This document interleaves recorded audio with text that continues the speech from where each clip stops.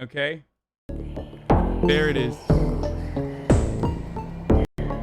Fuck, my back hurts so bad. So, April 27, 2017 was the greatest day I gotta pee, in I'll the be back. history of Twitter.com, .net, .gov. I realize that to you children, Twitter is an app, but to us MILFs, it remains a website. We have to dial in. Hello, operator. Connect me to hell. This was the day that Fire Festival, a luxury music event hosted by Ja Rule and some charlatan, was scheduled to begin on a private island in the Bahamas. There was a lot of hype. Kendall Jenner and Bella Hadid endorsed the festival on Instagram. There was a promo video full of supermodels. Tickets were selling for thousands of dollars. One Twitter thread summarized the marketing as exclusivity, conspicuous consumption, and many, many promises of excellent selfies for your already insufferable Instagram. So, when the day arrived and the advertised best in food, art, music, and adventure turned out to be 2 slices of pallid American cheese languishing over sliced bread in an atmosphere that can only be described as muddy third world shantytown. I mean, if you weren't on Twitter that day, I don't think you can even imagine the revelry. Just learned about Fire Festival, aka Ja Rule's concentration camp for Instagram models and rich white kids. Yuppie Hunger Games hosted by Ja Rule. Finish your food, there's starving millennial influencers in Fire Festival. Instagram entitled Rich Kids. Meet Lord of the Flies. Let them eat salad. It was a shuddering climax of pent-up class rage. You know, maybe millennials couldn't get Bernie Sanders elected, but at least those sandwiches were garbage. Jamila Jamil is an English actress who's just extremely pretty. Imagine looking like this. Imagine being perfect. Why are you doing this to me, Jamila? Why are you doing this to women? One day on Instagram, an ordinary peasant told the queen Jamila, "Your skin is so perfect, uwu." And Jamila replied, "My skin is currently clear because A, privileged people have more access to good quality nutrition, and also our lives are significantly less stressful than those with less privilege. I also get to sleep more because of this. All of these things keep my hormones in balance, and I'm able to address food intolerances easily. B, I believe that trans rights are human rights. C, I exfoliate twice a week." Oh boy. Jamila, they're gonna cut your head off, Gorge. I'll protect you, queen. Could she be any more annoying? Someone wondered on Twitter to 77,000 likes. Okay, to be fair, while I also agree with Contra that Jamila Jamil is incredibly pretty, her brand of politics is literally the most annoying brand of politics. Like, it just, outside of like incredibly limited circles, I do not know what that kind of politics is. When I see it, I immediately cringe. It's like very, very, very, very, very, very annoying. It's like, I mean, she literally said once that it's performative celebrity activism. Absolutely. Thank you for putting that to better words, Cookie Monster.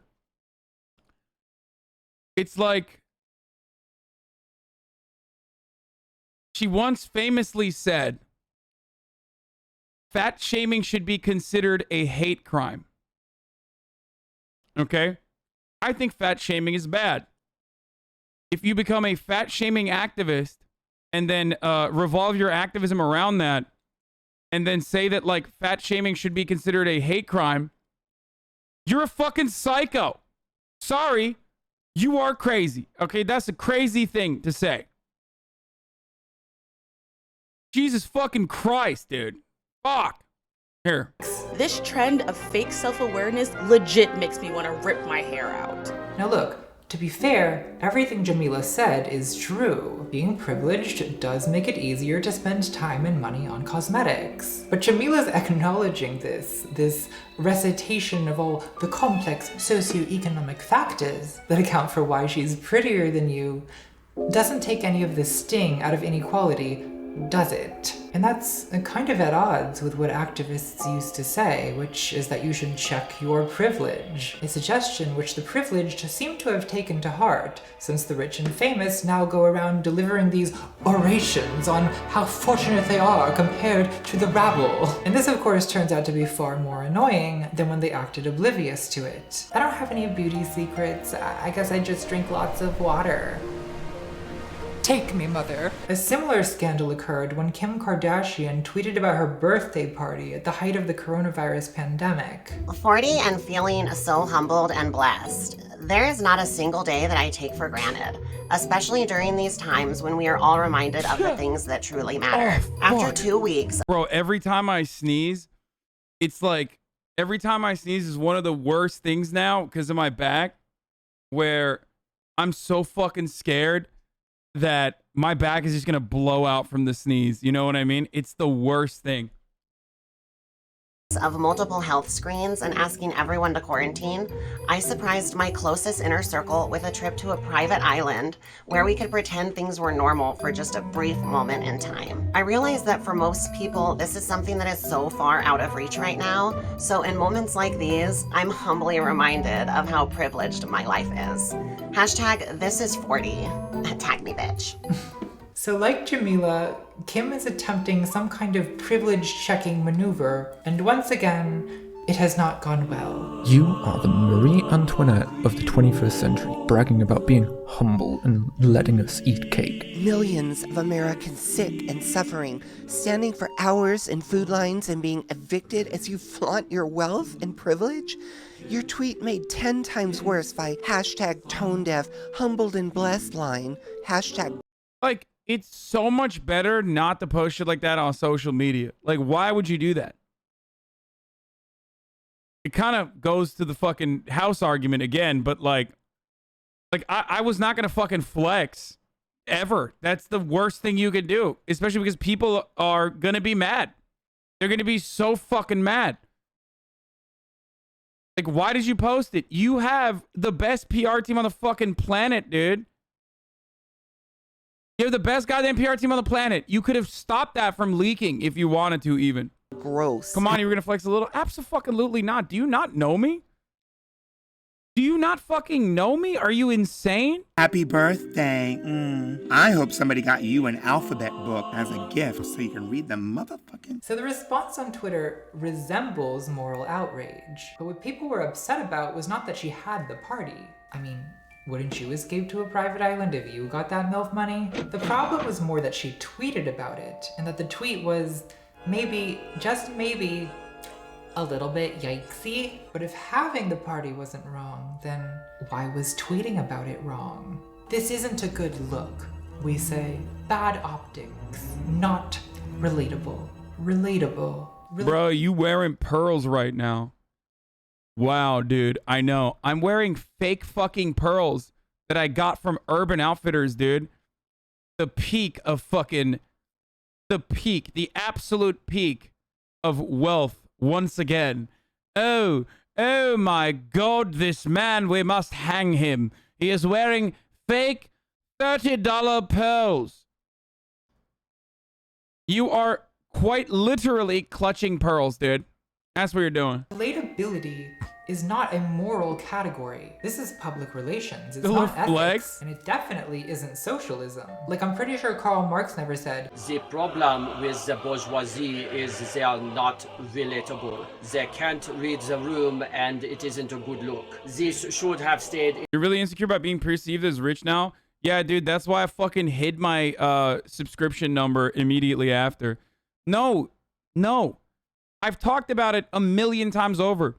If people want to fucking get luxury shit, they should be able to. I find it really fucking dumb whenever people are like, oh, well, what are people with EBT doing? They're buying shoes. It's like, well, fuck you, dude. Why can't a dude who works at fucking McDonald's and, like, you know, has to make a living, not enjoy fucking nice things if they want to, okay? Same goes for anyone.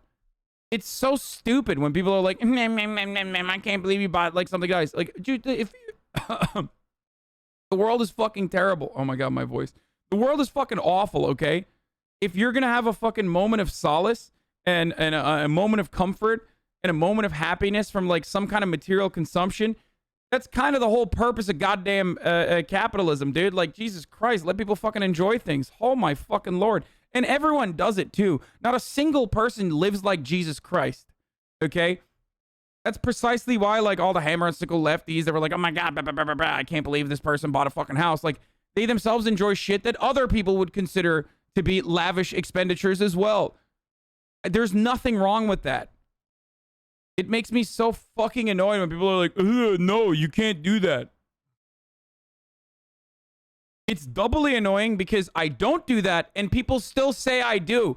Like, I don't have branded shit, okay? I don't wear, like, big brands or anything like that. But people still constantly say, socialist wearing Supreme, lol. Like, what? Yeah, maybe even if I wore Supreme, what are you going to do about it? Fuck you. Suck my dick, okay? Even if I wanted to wear Supreme, I fucking wear Supreme. But I don't, and you still fucking cry about it and say I do. In the drafts. Hashtag tone deaf. Isn't the issue that when Kim tweeted this, most people were trapped in quarantine? We didn't get to have birthday parties.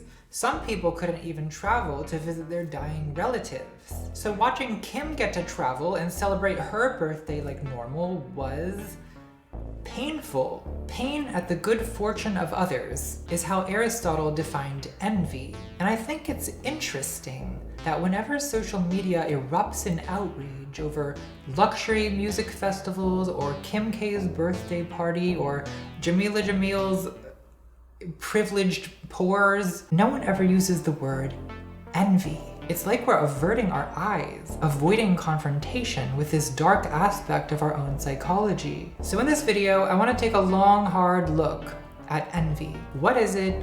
Where does it come from? And seriously, what is Jamila Jamil's skincare routine? Drop it in the comments, bestie. Okay, so what is envy? Pain at the good fortune of others is not a bad start, but there's more to it than that. Envy is a syndrome, a complex of poisonous thoughts and feelings about people who have what we want but cannot get. It's not simply wanting what another person has. That's greed, which is a much more wholesome sin. Because simply wanting what someone has can inspire us. It can fuel our own ambition. It can even motivate us to improve ourselves. And sometimes people call that envy, but it's not really envy. It's emulation or admiration. At worst, it's what the Bible calls coveting. He covets. Envy is something darker. It's not just wanting what someone has, it's begrudging them what they have. You might even hate the person you envy and want them to lose what they have, to be humiliated and destroyed, even if their downfall doesn't benefit you in any way. Like Satan, who is willing to lose heaven just to spite God, according to the poet John Milton. It's gonna be 90 minutes of MILF jokes, kids, so strap in. So envy is malicious.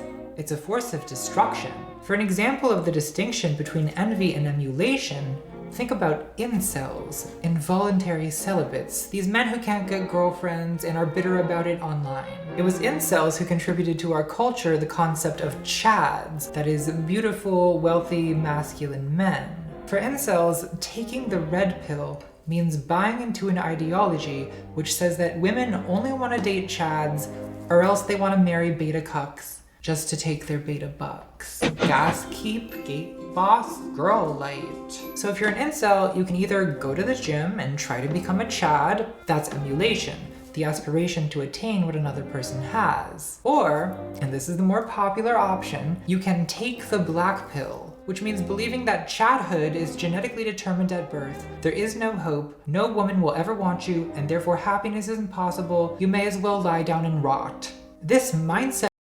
Whenever I see Natalie talk about stuff like this, like, I'm excited because, like, I'm not alone in deep knowledge of red pill and incel lore. Like, it's good. It's a breath of fresh air to know that there are also equally brain poisoned content creators out there. It's great. Set of resentment has inspired so many mass murders. There's an entire Wikipedia timeline dedicated to tracking them. And the essential motivation for this violence is envy. The incels' failed ambition and sense of incurable, predestined inferiority turns venomous. The logic behind the violence is, if I can't get a girlfriend, if I can't get what I want, then no one can. In the words of a murderer, The day of retribution is my attempt to destroy everything I cannot have. but most incels aren't murderers. Most of the time, envy is most harmful to the person who envies. The philosopher Max Scheler called it a self-poisoning of the mind. There's a Christian saying that envy is the only sin that gives no pleasure. Because the other sins are fun, right? Greed, gluttony, lust.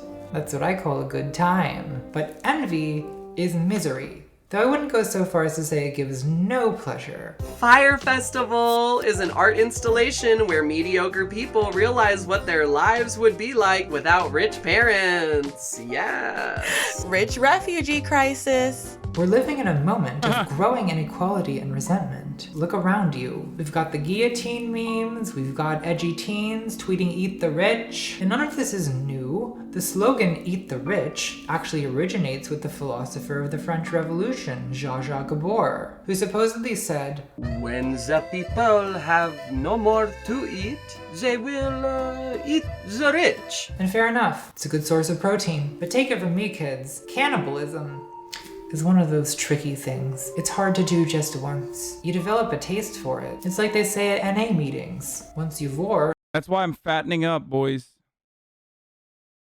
That's why I'm putting a lot of muscle mass on, you know what I'm saying? So you can, so there's a lot more to eat. Start by eating my fucking ass.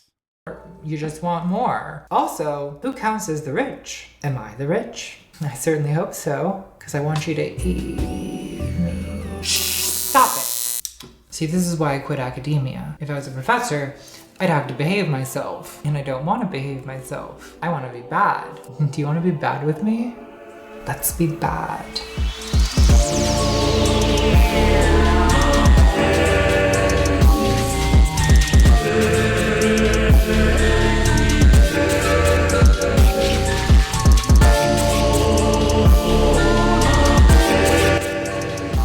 Her videos are so insane, dude.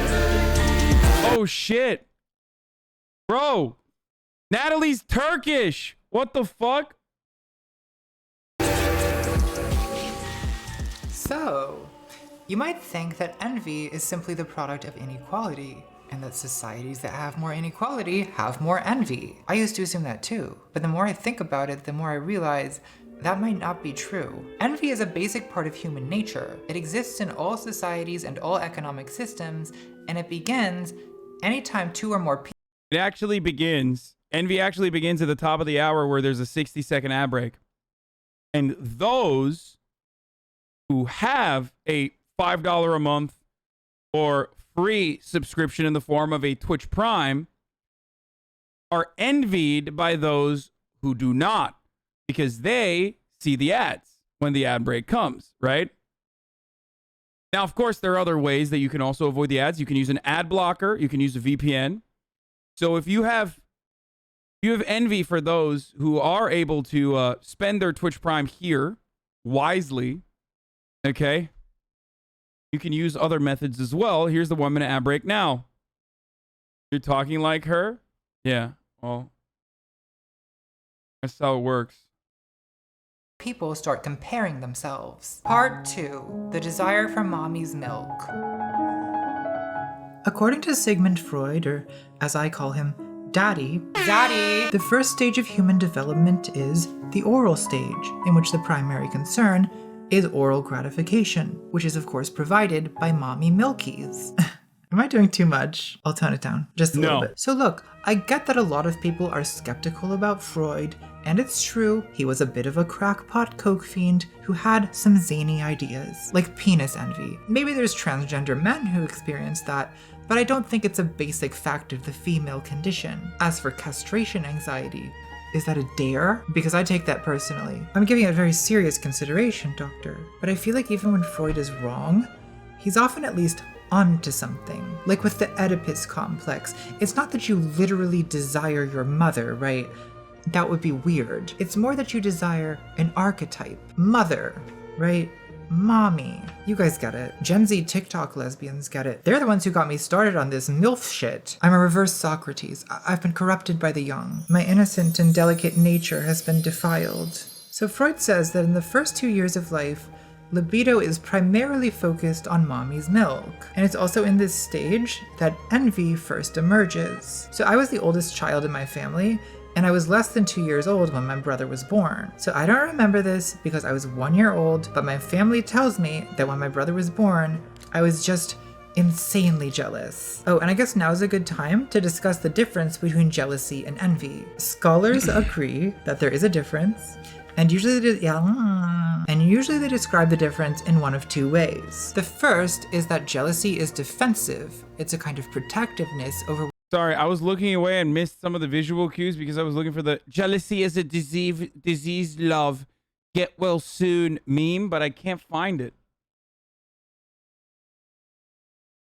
What is rightfully yours. Whereas you know what I'm talking about? Is offensive. It's resentment over what someone else has that you lack. And the second difference is that envy is between two people, the envier and the envied, whereas jealousy typically involves three people, as in romantic jealousy, where you have the subject, the romantic object, and then the rival. And the subject is jealous of the rival because they're protective of their relationship with the romantic object. And that's also the dynamic of sibling rivalry, just substituting the romantic object for mommy. Of course, in ordinary English, people are always going to say jealousy when they really mean envy, probably because jealousy has less negative connotations. And I think it's pointless to try to fight that. Like, I wouldn't go around correcting people, but just keep in mind that there is a difference. So sibling rivalry, is that envy or jealousy? Well, I think it's both, because initially you're defensive of your privileged only child relationship with your parents. But a new baby often gets more attention, at least in your paranoid toddler brain,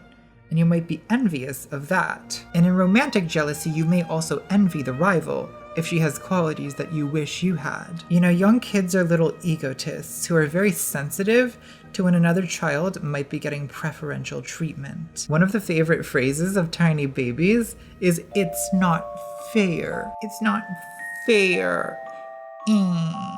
Tell me about it, Bambino. And I've got bad news.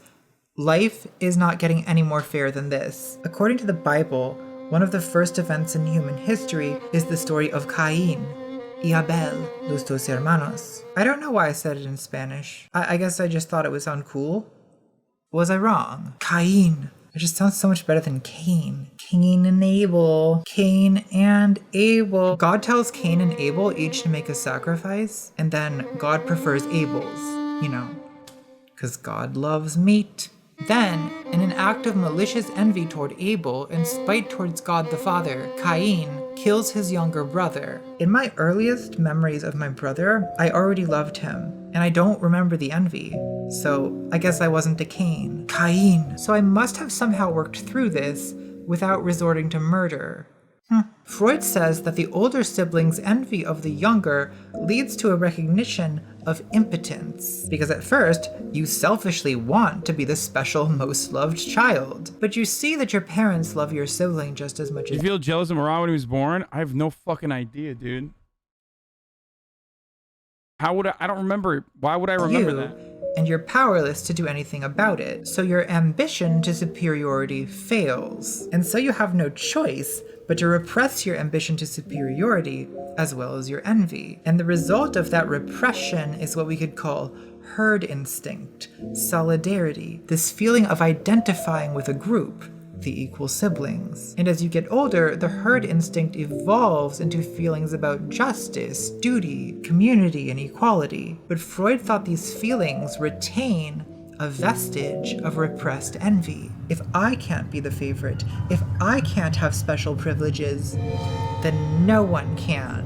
And from these observations, Freud made the generalization: social justice means that we deny ourselves many things so that others may have to do without them as well. Okay, so we don't want other people to have anything we can't have. So we enviously insist on equality as a defense against the greater prosperity of others. Now, I don't think I completely agree with that. Like, I think Freud is definitely onto something here, but don't some of our community feelings also come from a place of genuine care for other people?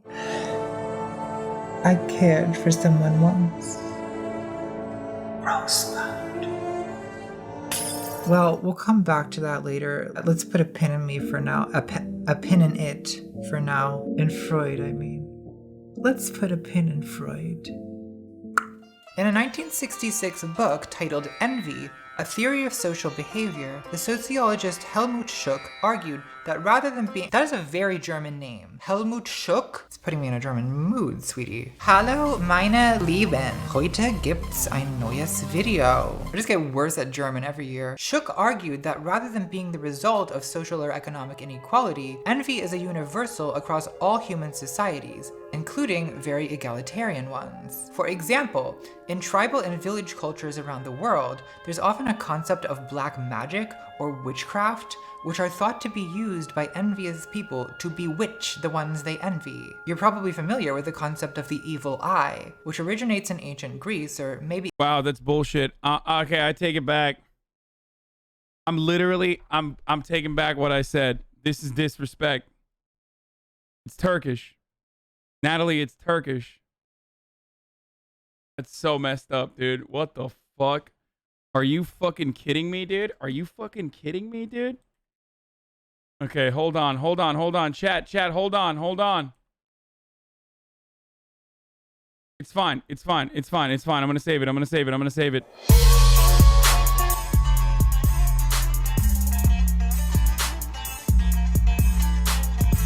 It's okay.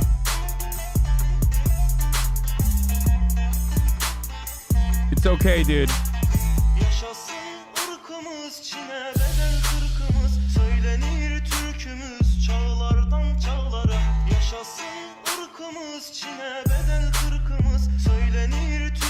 We're good. Purge the Greek.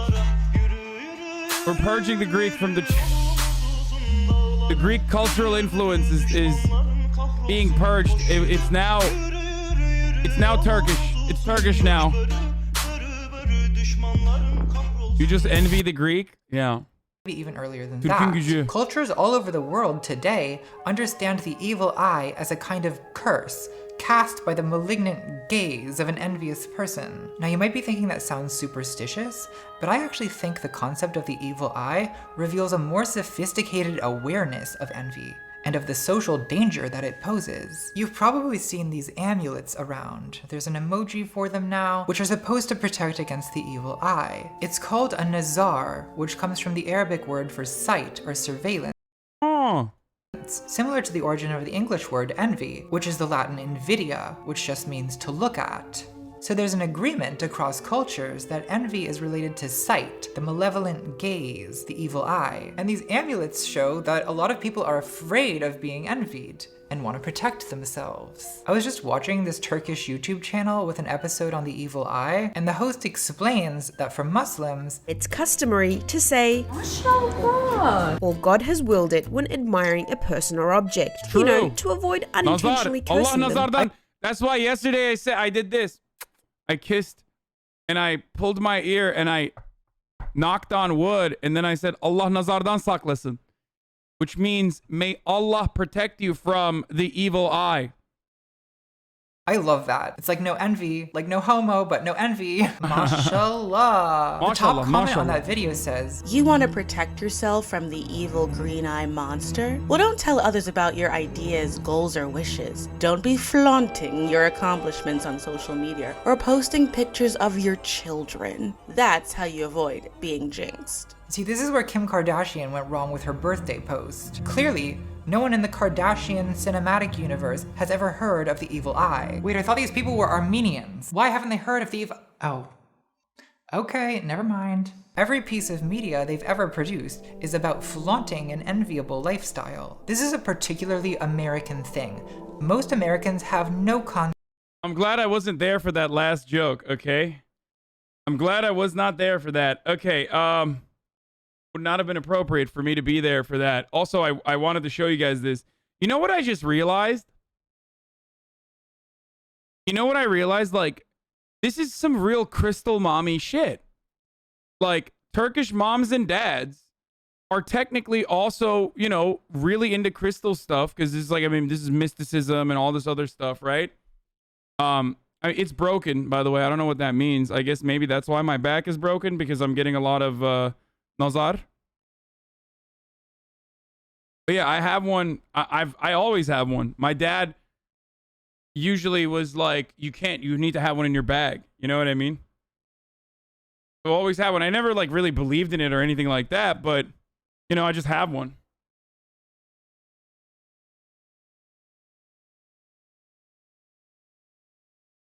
Abi Teksaslı gibisin. Vallahi öyle mi? Teksaslıyız.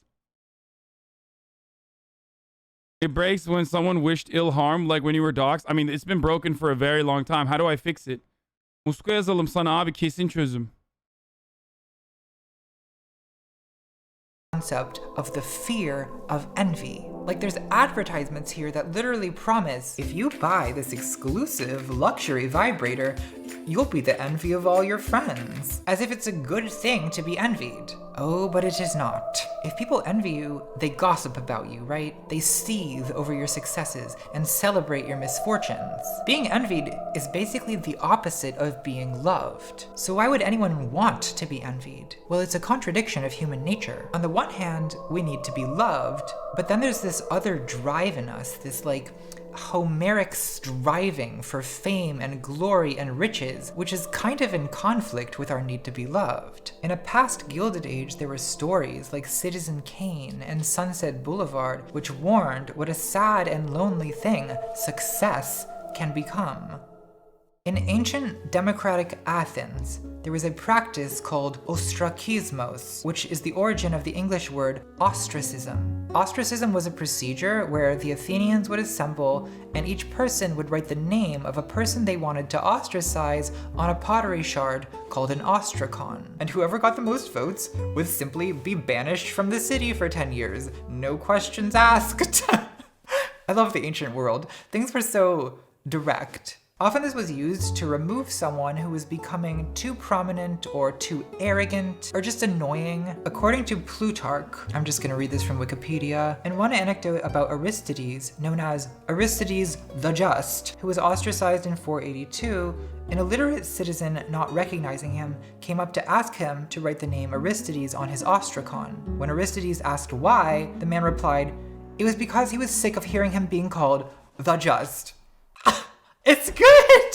It's so good! See, this is why the idea of cancel culture is absurd. This has been going on since the dawn of civilization. People in most cultures, not all, but most cultures understand that being envied is a massive social liability, so it's best not to draw too much attention to yourself. According to a Tamil saying, the tree that bears fruit will be stoned. This is sometimes called tall poppy syndrome, because the tallest poppies in the garden will be cut. Shook argues that the fear of envy is a major inhibiting force in many societies. In Haiti, G. E. Simpson found that a peasant will seek to disguise his true economic position by purchasing several smaller fields, rather than one larger piece of land. For the same reason, he will not wear good clothes. He does this intentionally to protect himself against the envious black magic of his neighbors. Now, this kind of thing is not unheard of in America. Like, I've known people from seriously wealthy families who move to the city and they dress like gutter punks, like they're trying to pass as poor. But in general, Americans don't openly acknowledge fear of envy in the way many other cultures What left Twitter wants me to do. And I don't think that's an accident. We're a nation of show-off. Which of course makes sense because, like, a lot of fucking, like, you know, a lot of those people who are like, oh yeah, I'm an anarchist, blah, blah, blah, like, you know, I do all this shit, like, and then they have a fucking PhD from Stanford, you know what I mean? It's like, okay, I mean, you know, you were doing all right, if not even still doing all right. If you went and you got a fucking PhD from Stanford, I suspect you have a, you know, relatively decent amount of money to be able to go there. And so the taboo against discussing envy is related to our whole national ethos of shoving our wealth in everyone's face. But though the fear of envy isn't widely talked about or admitted here, it's definitely still there, only repressed, confined to the realm of dreams and art. In the movie Black Swan, Nina is a perfection-obsessed ballerina who achieves her dream of getting the lead role in Swan Lake, after which her life and mind are totally unraveled by fear of envy.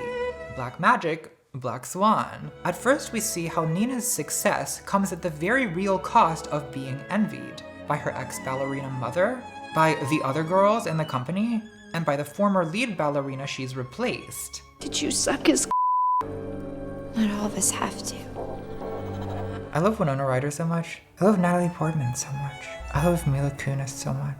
I just like women. Where's my shock wand? Stop it. Stop standing. But reasonable fear of envy becomes paranoia as Nina begins hallucinating Black Swan doppelgangers and is seduced by bisexual demon Mila Kunis, who's trying to steal her role. You gotta watch out for those bisexual demons. They'll getcha. True. Did you have some sort of Leslie wet dream about me? Stop. You could argue that Nina is actually suffering a kind of self-envy, where she envies the disinhibited, sexually liberated, corrupted part of herself that's capable of adult eroticism, and also of dancing the Black Swan. So she imagines that part of herself as an envious rival who's trying to replace her. It's like her mind is split between two impulses. There's her dominant white swan impulse, which we could call the Squidward personality. Perfectionistic and orderly, but reserved, priggish, stiff. And then there's her repressed black swan impulse, which we could call the SpongeBob personality. Intuitive, chaotic, ecstatic. In SpongeBob SquarePants, the character Squidward is fundamentally a figure of envy stemming from failed ambition. Hello, you've reached the house of unrecognized talent. Squidward aspires to artistic achievement, but remains a mediocrity, partly because of his overly dry, doctrinaire attitude towards art. SpongeBob is Squidward's social equal. They're literally neighbors, and they both work the same fast food service job for the same exploitative capitalist. But SpongeBob is a Mozartian intuitive genius who's able to transform the most mundane activities, blowing bubbles, flipping burgers, into a kind of aesthetic rapture. Squidward and he's a communist. Intensely envies SpongeBob's uninhibited joy and intuitive creativity. But he can't admit that envy to himself. So he convinces himself that what he's really feeling is contempt, snobbish disdain for SpongeBob's childish behavior. What the people want is culture, not dancing bubbles. Though deep down, Squidward really wants what SpongeBob has. It's beautiful. Which we see when he can't help himself from blowing bubbles, or when he trades away all of his possessions for the chewing gum wrapper that in SpongeBob's hands was a source of infinite entertainment. A lot of people my age who watched SpongeBob as a kid rewatch it now and are horrified to discover that they Sorry, I forgot. SpongeBob also owns property. Actually, now that I think about it, like Bikini Bottom is so unrealistic. Can you imagine, like, burger flippers owning fucking land on their own? Like, that's crazy. Especially Squidward, who has like a 2-story house too. God damn. Identify with Squidward, whereas as children, they identified with SpongeBob. Well, you either die a SpongeBob or you live long enough to see yourself become the Squidward. And there's a pain in becoming Squidward, which is usually explained as the disappointing drudgery of adult life, or simply loss of childhood. I would argue that envy of childhood is the distinctive Squidwardian emotion. Squidwardian? Are we saying that word? Are we really saying that word out loud? To an audience of millions? Okay. It's basically the same dynamic as Salieri's envy of Mozart in Amadeus. Oh my god, the evil eye killed Mozart. You gotta watch out for that one, kids. If a mysterious stranger shows up on your doorstep at midnight asking you to compose a requiem mass for your own father, just say no. So in SpongeMadeus Mozart pants, we have a diligent though stuffy wannabe envying the effortless playfulness of the spontaneous genius.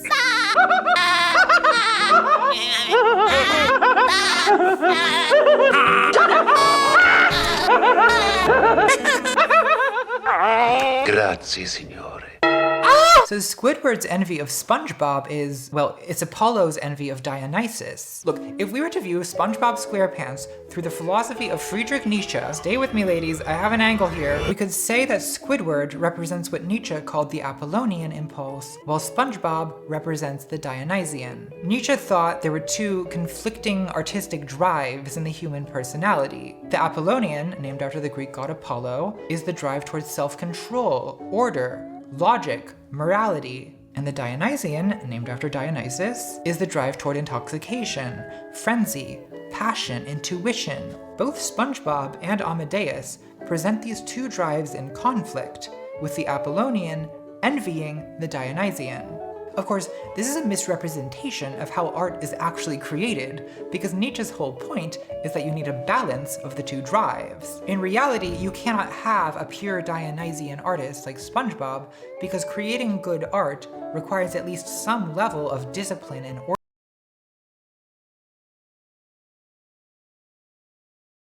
Can I stop making money out of others' content? No.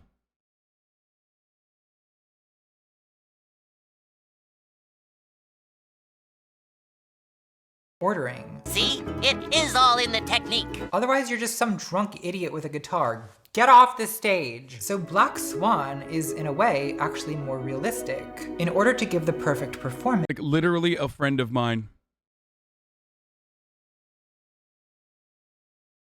You know? A lot of the videos I watch are from either like whitelisted properties that I am familiar with, properties that I've given interviews to that don't mind me reposting their content, rewatching their content. You're such an exploitative hypocrite. Holy shit, get awareness, bro. Says #1 wiener boy. Thanks. But also, I'm fucking friends with the people that make a lot of these video essays.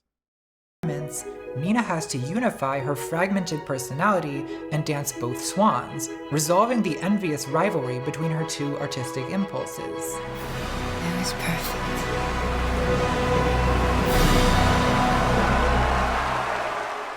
Another movie about fear of envious ballerina doppelgangers, can you guess it? Is Jordan Peele's 2019 horror film Us, which dramatizes the repressed economic guilt and fear of the American middle class. We meet the Wilsons, a moderately affluent family with a vacation house and a boat, along with the Tylers, a slightly better off white family whom the Wilsons envy. You saw their new car, right? You had to do it. You just had to get that thing to fuck with me, too. One night, the Wilsons' vacation home is invaded by a family of their own monstrous doppelgangers. Red, the only doppelganger who can speak, what the fuck explains is this that her movie? family is metaphysically tethered to the Wilsons, living wretched and destitute versions of their lives in a liminal backrooms underworld. I have not seen it. It's super fucking liminal. I'm on Ambien at an AA meeting.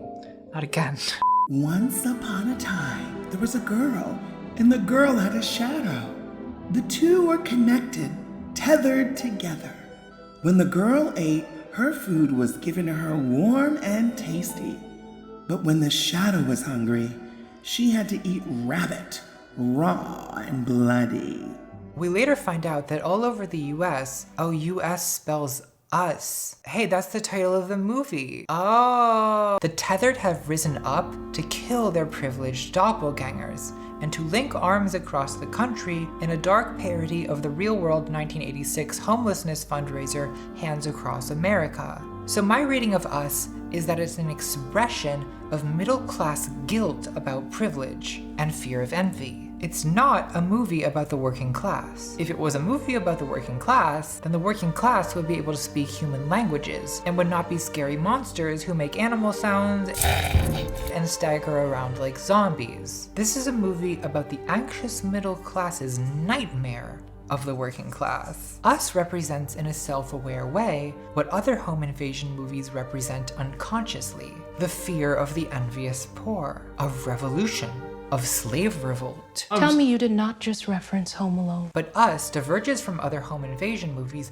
by not just being fearful about the underclass, but also guilty. The idea of the tethered underclass represents life as a zero-sum game where every moment of your happiness— I feel like this just fucking ruined the movie for me. God damn it. I mean, I need to watch this now, though. Is bought with someone else's suffering. It's an incredibly guilty fantasy, an internalization of the black magic logic of people who blame their own misfortunes on the people they envy. As Shook puts it, my neighbor's harvest can only have turned out better than mine because he has somehow succeeded in reducing mine by black magic. So the fear of envy and the guilt of success are repressed in American culture, but they still find expression in movies. Jordan Peele is kind of like the Charles Dickens of the 21st century. Us actually reminds me of A Christmas Carol, a story about the guilt of the rich if ever there was one. You know, Scrooge is visited by ghosts who show him how wretched and sad the lives of his employees are, and how he'll die alone and hated by everyone, and his funeral is only attended by businessmen on the condition that lunch is provided. Dickens was truly the master of scaring the rich straight. So maybe fear of envy can serve a softly regulatory function by motivating charity and generosity in the rich. But in general, I'm suspicious of envy as a motivation for politics. Because remember, the basic logic of envy is, if I can't have it, then no one can, which is a purely negative, destructive style of thinking. It's taking privileges away, not for the material benefit of the underprivileged, but merely for the psychological satisfaction of the envious person.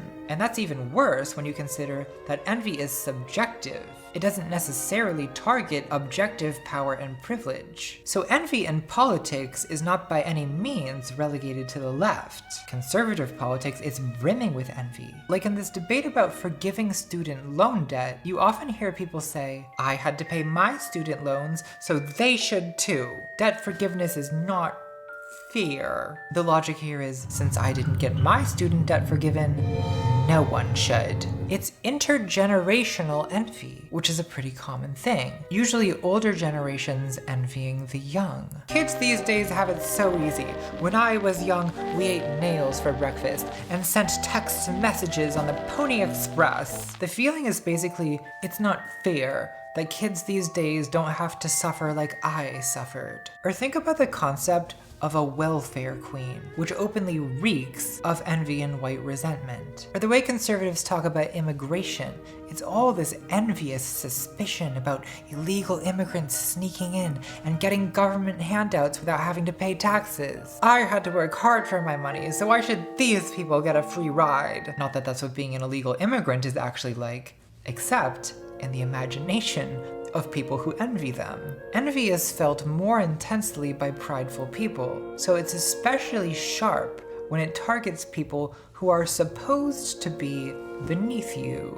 The Jewish radical feminist Andrea Dworkin made what I think is a pretty compelling argument that both anti-Semitism and misogyny are partly rooted in envy. She quotes a bigoted argument made by the wife-killing protagonist of Tolstoy's story, The Kreutzer Sonata, who resents that women and Jews find a kind of paradoxical power in their own oppression. Just like the Jews. Oh, shit. This is like the perpetual victimhood seeking that you see from, if you are to look at this not from a classist analysis, but rather rather like one revolving around racial groups. This is the same thing that like white people do when they're looking for victimhood. Straight white men saying like, I am victimized by society because marginalized groups have both the benefits in their eyes of marginalization, right? Cool story. Because if you're looking at it from the outside, you see it as like a cool story, a cool background, rather than like actual trauma that you've experienced. And you get to be able to, talk about it. So that's part of the reason why a lot of people seek to say like, we are being marginalized. As they pay us back for their oppression by financial domination. So it is with women. Ah, you want us to be traders only? All right. As traders we will dominate you, say the Jews. Ah, you want us to be merely objects of sensuality? All right. As objects of sensuality we will enslave you. Dworkin explains, This dominance of men by women is experienced by the men as real, emotionally real, sexually real, psychologically real. It emerges as the reason for the wrath of the misogynist. The woman appears to control sex. The man needs it. This causes his rage at her perceived power over him. women control access to what men want, which gives women a kind of indirect power that some men envy. They envy the sexual power of women. It doesn't matter to the misogynists that, especially at the time Tolstoy was writing, women— This is literally when dudes who fucking crank out the porn non-stop turn around and bully sex workers on the internet like, fuck you, like, now you're fucked, you can't be on OnlyFans, like, I hate that you are able to make money off of, like, objectifying or, make money off of the male gaze. It should not be something that you can make money off of while I will still continuously objectify you inappropriately. women objectively have less power in society than men.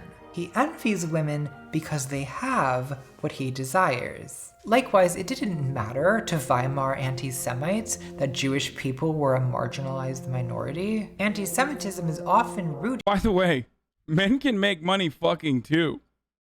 Like, it's just the conversation only features or only revolves around women doing sex work and never men doing sex work because it's an inherently misogynistic one.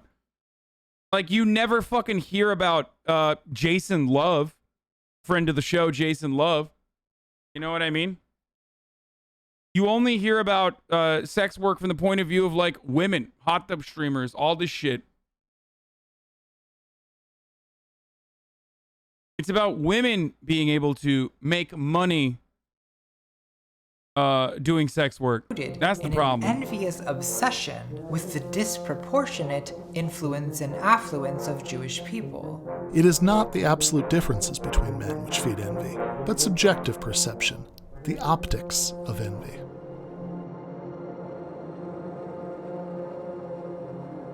Magic mirror on the wall. Who's the cuntest of them all? Thou art cunt, my queen, but hold, a lovely maid I see. Oh yes, it's me. What? In a way, I'm kind of just in the beginning of this whole transition, like a young little girl going through all of these things, having a sleepover with the girls. What do we do on a sleepover? Do we have like pillow fights and all that stuff? Alas, she is more cunt than thee. My pussy stunting on the gram has come to nothing. The classic 1937 Disney movie Snow White and the Wicked MILF is the story of a, quote, vain and wicked queen who obsessively envies the beauty of her own stepdaughter. Are you sure this was for children? Every day the MILF queen asks the mirror who is the fairest one of all, and the mirror responds that the queen is the fairest, till one day it says the stepdaughter Snow White is the fairest, which sends the queen into an envious fury, resulting in a series of bizarre murder attempts. So first of all, can we talk plot holes, dang? Are we really supposed to believe that this is more beautiful than this? Ding. Isn't Snow White like 12 years old? What's going on, Walt? Why don't you take a seat? Maybe she's not 12, True. I don't know. It's hard to tell because she's constantly surrounded by manlets. Ugh, but she's just so boring. And the queen is such a baddie. Step on my throat, mother.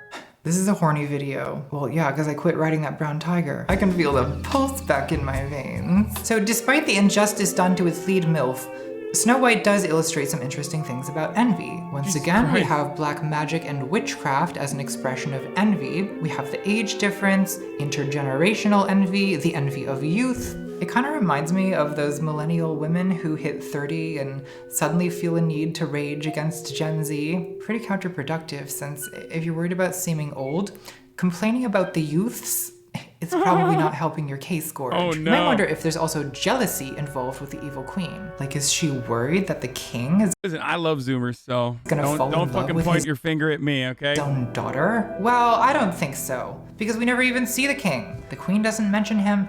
It's not about the king. So there's no romantic jealousy involved. It's just one woman envying another woman. I'm aging gracefully. Fuck you guys. And over beauty for its own sake. Dumbass Zoomers in my chat saying I'm old. Fuck you. One day you will be too. It wasn't that long ago where I used to be like 30. You're fucking ancient. You know what I'm saying? And then before you know it, you're fucking 30. I promise. You will remember this. I do. Stan a Bechdel test passing movie about women hating each other. Gatekeep, gas girl, gate girl, gas keep, light boss. In fact, in the original Brothers Grimm version, the queen first tries killing Snow White with beauty accessories, poisoning a comb and lacing her to death with a corset. I wish I could die that way. What's really striking is the pure kamikaze malignity of it all. This queen, who we know is obsessed with her look, is willing to transform herself with witchcraft into an ugly old hag, just to give Snow White the poisoned apple. And the queen disguising herself as an old hag parallels Satan disguising himself as a serpent. I mean, you could actually argue that the queen is simply a persona of Satan. It's Paradise Lost all over again, which also happens to be the title of my memoir. The queen is incredibly petty, because even according to the, again, wrong and tasteless mirror, she's still the second most beautiful woman in the world. How could someone so close to the top of the hierarchy still be consumed by envy? Well, basically, because that's how envy works. It's petty, it's subjective, and it's indifferent to the magnitude of the inequality or to the absolute position on the overall hierarchy. So you can be the second best in the world and still be obsessively envious of the one person who may barely even be above you. In fact, there's studies showing that Olympic silver medalists are actually less satisfied with their prize than bronze medalists, probably because the bronze medalist is just happy to be on the podium at all, while the silver medalist is so close to first, they can't help but wonder, what if? Humans form our sense of identity and self-worth not by comparing ourselves to any absolute standard, but by comparing ourselves to each other. And we're more likely to compare ourselves to the people who are around us than we are to people who are far away. We could call this the proximity effect of envy. We're more likely to envy people who are close to us or similar to us, especially people we're in competition with. Is that why this is not even a real fucking article? It's it's the fake LA Times link. I don't know why you would try to fucking like lure me in with this when I know the original, like when this article already exists out there, but for Fox News, you know? That's why social media is such a nightmare. It's an incubator of envy because it puts everyone next to everyone else. So we're all being compared. Is that why leftists are so quick to try to tear down other leftists rather than focus their efforts elsewhere, maybe even more productive targets, rather than those who are ideologically their allies, those who are also in their way trying to do what's right? Perhaps.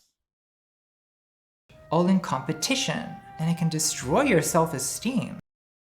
Last stream, I don't know how you do it, bro. Shit would honestly just ruin my day. Okay, mister, I put a pill up my ass to keep my hair. How the fuck are you gonna go from saying people being a cunt on the internet would ruin your day to being a cunt on the internet to try to ruin someone's day? I mean, I don't take Propecia as a suppository, my friend. If that's what you thought, like, don't worry. You take it orally. You don't put it up your ass. Because you're comparing your actual life to these idealized images. And it also turns public figures into lightning rods for envy because of the numeric visibility of popularity and success. It's a perverse consequence of the proximity effect that envy within an oppressed class is often more venomous and obsessive than envy for the oppressor. So for example, in Snow White and Black Swan, you have women envying other women, because women are often in competition with each other. And I know it's kind of a misogynistic trope. In media, there's constant portrayals of vain and envious women, jealous bitches, fighting over men, over youth, over beauty. It's like drag queen femininity. Death becomes her femininity. On guard, bitch. So yeah, it's kind of a misogynistic trope, But, how do I put this delicately? Sometimes reality is misogynistic. Like when my eyelash won't stay glued on. The patriarchy's machinations are clearly to blame. In her 1976 essay, Trashing the Dark Side of Sisterhood, feminist Jo Freeman wrote about her ostracism from within the women's movement. I've been watching for years with increasing dismay as the movement consciously destroys anyone within it who stands out in any way. And she quotes a speech by fellow feminist Anselma Dell'Olio. And who do they attack? Achievement or accomplishment of any kind would seem to be the worst crime. Do anything that every other woman secretly or otherwise feels she could do just as well, and you're in for it. You are immediately labeled a thrill-seeking opportunist, a ruthless mercenary out to make her fame and fortune over the dead bodies of selfless sisters who have buried their abilities and sacrificed their ambitions for the greater glory of feminism. Freeman speculates, the primary reason there have been so few great women blank is not merely that greatness has been undeveloped or unrecognized, but that women exhibiting potential for achievement are punished by both women and men. The fear of success is quite rational when one knows that the consequence of achievement is hostility and not praise. So at no point in this essay does Jo Freeman use the word envy, but as usual, envy is right below the surface, causing all the trouble. So Freeman is describing how people from marginalized groups whose ambition raises them above the typical limits set by marginalization are often— This video is singing a little loud for your current situation. Yeah, I mean, yeah, it's like Natalie dropped the hottest mixtape of the summer right before 8:20. I kind of want to have her on. I texted her. She did not respond. But there's like not much I can add on top of this other than people just being like, dude, fuck you. Like, I talked about it already. Like, Allah Liker had a really good, super short summarization of this where I don't even know if Natalie will get into it, but it's basically like a lot of people don't want to just straight up be like, I don't like that you have something that I do not have. And obviously there's a lot of like material conditions factor into this issue significantly, as it is in every part of our lives, as it motivates, guides, and changes our attitude in every facet of our lives. You can't escape that. But people don't want to just like outwardly be like, I don't like you have this house. Like, fuck you. You're a piece of shit. So they will try to couch it. They will try to couch it with some sort of like ideological seasoning. You know what I mean? Oh, I'm actually not just fucking mad that this person went and, got a lot of fucking donations or got a lot of like subscriptions as a left-wing content creator that has a left-leaning community, like a broad community that ranges literally from Marxist-Leninists all the way to social democrats and liberals and even conservatives that watch him. Like, I don't like that is a way that he was able to make money and be successful under a capitalist organization economy, and then, buy himself and his family a house. I think there are better ways that he could have spent his money, and that's why I'm fucking upset.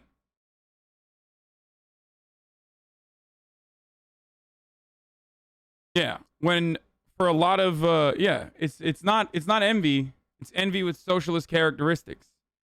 And it's like nobody really wants to admit this, but a significant percentage of what are framed as political fights on here are just ordinary sublimated jealousy. The right thing is, it's normal to be emotionally reactive to people who annoy you, enjoying some form of success. It's an entirely human and powerful feeling, but then you feel bad about being petty, so you got to launder it through some neural pathways to make your feelings noble, which is precisely why you couch your feelings of envy or your feelings of rage. Very understandable, righteous rage. Okay? Very understandable, righteous rage that you feel towards the system, couched with, or paired up with the envy that you may or may not feel that you can't just like outright say, so you have to fucking, you know, hide it with or rub it with a little bit of intellectual patina. And then you have, you know, fucking delusional idiots like this. It's called Eat the Rich, not Eat the Rich, except for my favorite socialist content creator. Like, you can eat me, motherfucker, all you want. Like, I don't have a problem with this, okay? I want a system where everyone has material equality, okay? I want that.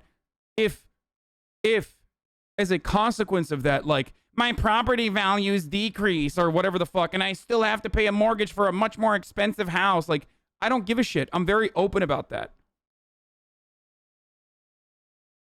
Just like I'm very open about the reality that, like, I do not have a problem with, like, higher taxes for a higher bracket, okay? Go ahead. Eat me all fucking day.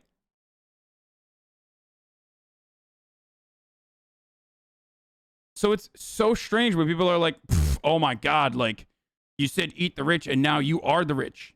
Like, yeah, I'm not hiding it. Like, I'm not hiding my subscription number for that specific reason. I think you were much more on the mark to say it's misdirected anger and ignorance, though. I would agree there's an element of envy sprinkled in. No, I think, well, I'm exclusively talking about other left Twitter, like, micro influencers and content creators who themselves have, like, Medium platforms. You know what I mean? They have, like, their own blog, or they have their own Patreon. They are in the same fucking situation, okay? I started somewhere. They're starting somewhere. My starting point was, of course, elevated genuinely for obvious reasons. Hold on. Oh, I found that if I stand while I'm sneezing on one leg and I lean into my good side, it doesn't hurt my back. Sorry. So, as I was saying, this, like, the envy part of the conversation revolves mostly around, like, other leftist content creators that have, like, Patreons and shit like that.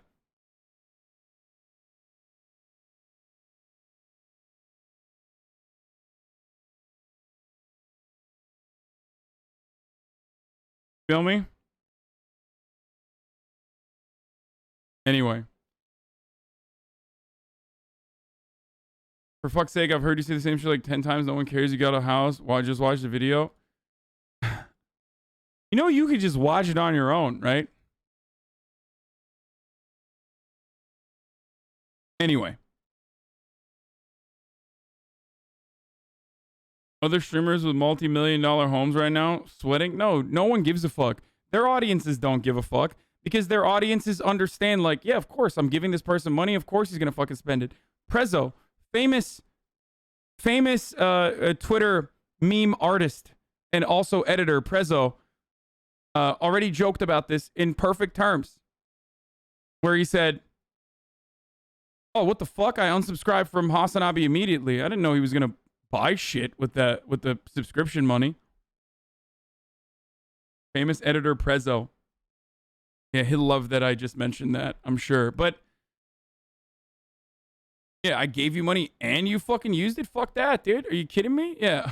Unsub from Hassan. Didn't know he was going to buy shit with that money. What the fuck? And that is what that's where it's at for a lot of people. People thought they'd cancel you, but you hit 50,000 today. Yeah, that was the hilarious part about it, is that, like, my audience obviously didn't give a fuck and literally turned around and donated more. I told them not to, and they still kept donating more.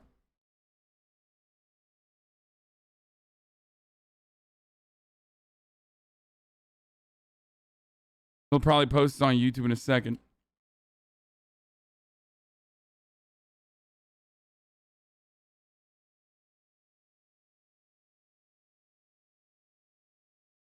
You're a reformist. Isn't it counterproductive to actual revolution and taking power from the rich to actually eat the rich? The rich must be removed by force. You are a reformist? Isn't it counterproductive to actual revolution and taking power from the rich to actually eat the rich? The rich must be removed by force. I had to read that twice. If I'm a reformist, and you understand that, like, I am a firm believer in exhausting every state apparatus you can while simultaneously building a stronger working class that can exercise political power. A big part of that also comes from doing like literally doing agitprop and instilling class consciousness and fighting against the dogmatic capitalist thought that has unfortunately brain rotted every single fucking generation thus far.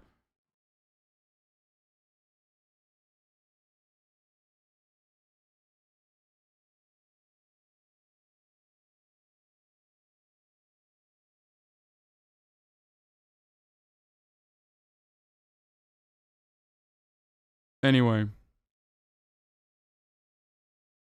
they're saying reformists aren't good. Yes, I know that. I understand that he's saying reformists aren't good because he's saying that ultimately you need to fucking, dude.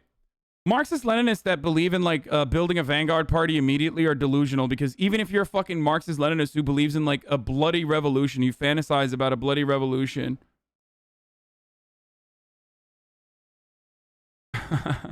Alice Vizandum says, politically, I don't care if people buy a house, but personally, I'm extremely nakedly jealous.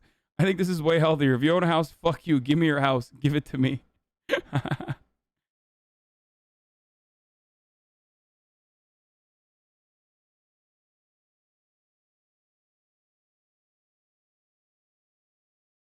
And the eat the rich concept. Exactly.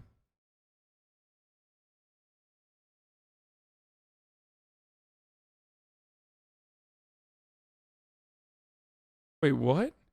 Oh, so Hasana's allowed to buy a house, but everyone hates me because I went to private school, have rich parents, and said some slurs in private law? Wait, is this a meme?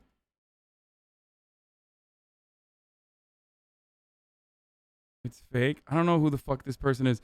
Eat the rich is a simpler slogan than the capitalist class must be removed from power and dismantled due to its inherently parasitic nature to allow for the creation of a more egalitarian society. But you were supposed to learn a little more than the slogans. True.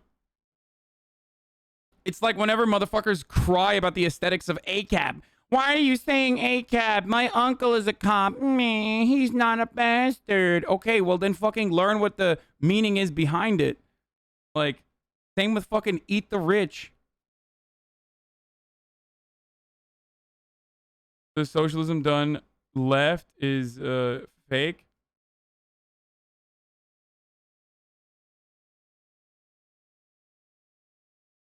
You know?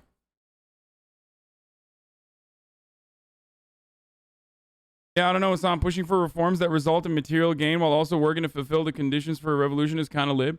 Yeah, it's what I always say to dummies is like, dude, you're... What is this? What the fuck? I'm canceling my tier 3 sub now. I'm literally shaking. I'm sure we haven't gotten fucking insanely flooded with another community that's incredibly active on Reddit, by the way. And on this thing right here, on this subreddit.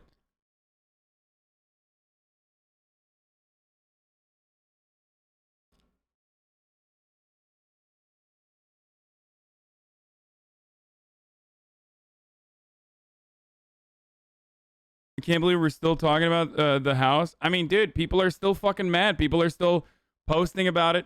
I'm surprised. I'm surprised that it hasn't like hit all the fucking dummy meme accounts.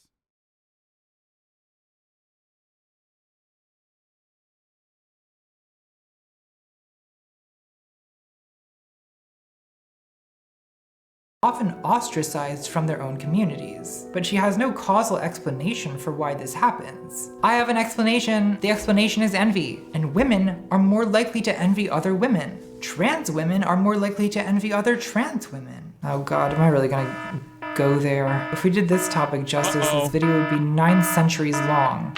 On guard! Bitch! A lot of people assume that trans women... She's trying to get fucking canceled? What the fuck?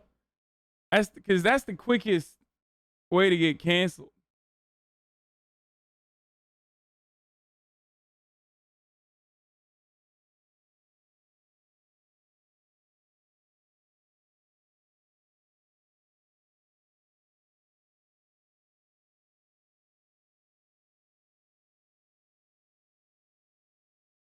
Been canceled like 3 times. I know. Women envy cis women. And there is some truth to that. There definitely was a time in my life when I used to envy cis women for being. Are you gonna move in, or are you just gonna stay in the apartment for the memes? Guys, I haven't even talked about the funnier part of like the house saga behind the scenes with like my mom and dad living there. My dad literally just fucking plopping a bed in the middle of the living room and just exclusively sleeping out of the living room. Like the entire house is theirs and has been since they moved in.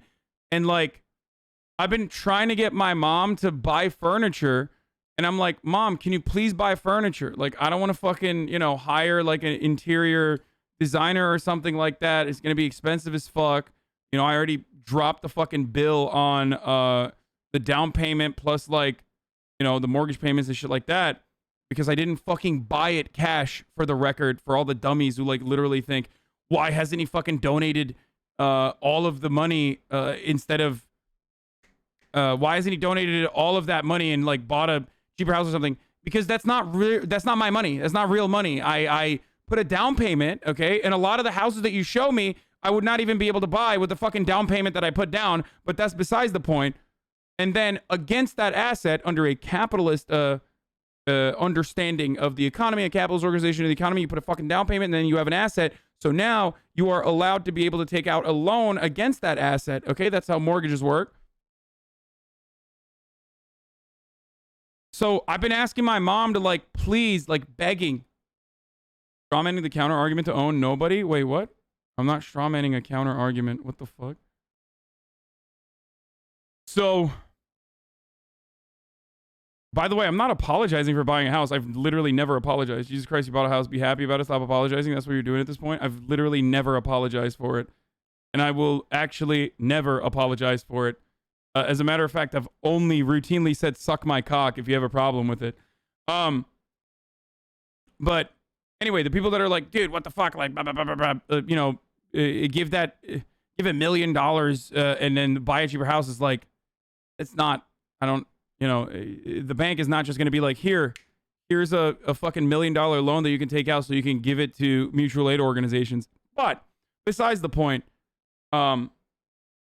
as far as the house goes, I've been trying to get my mom to like at least buy furniture, okay, and put it down. And like she only buys plants, dude. I don't know what the fuck it is, but every single time I go to the house, every single time there's like new plants. It's like, what are you doing? I can't sleep on a plant, Mom. Please buy a fucking bed, please. Like, what are you doing? There's just plants everywhere, dude. I finally was able to get her to get a couch. Okay? I finally was able to get her to get a couch. It was a painful process. I finally was able to get them to like move the bed into the bedroom and get a fucking couch. But there's so many fucking plants, dude. It is insane. The amount of plants in the house. It's everywhere. Do you think you're drawing more attention to it by addressing it this much? Dude, it was literally in the fucking national news. I don't know what you're talking about. It trended as like the top trending thing for the past 48 hours. At this point, like, I'm just making memes about it because it's a part of my life and I do want to talk about it. You know what I mean? It's like funny. There's funny experiences that I've had. It does in a weird way feel liberating.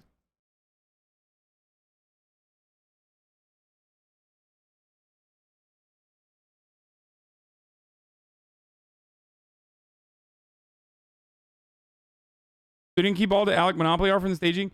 Dude, I don't know what the fuck was in the staging, dude. That's not, the house was fucking empty.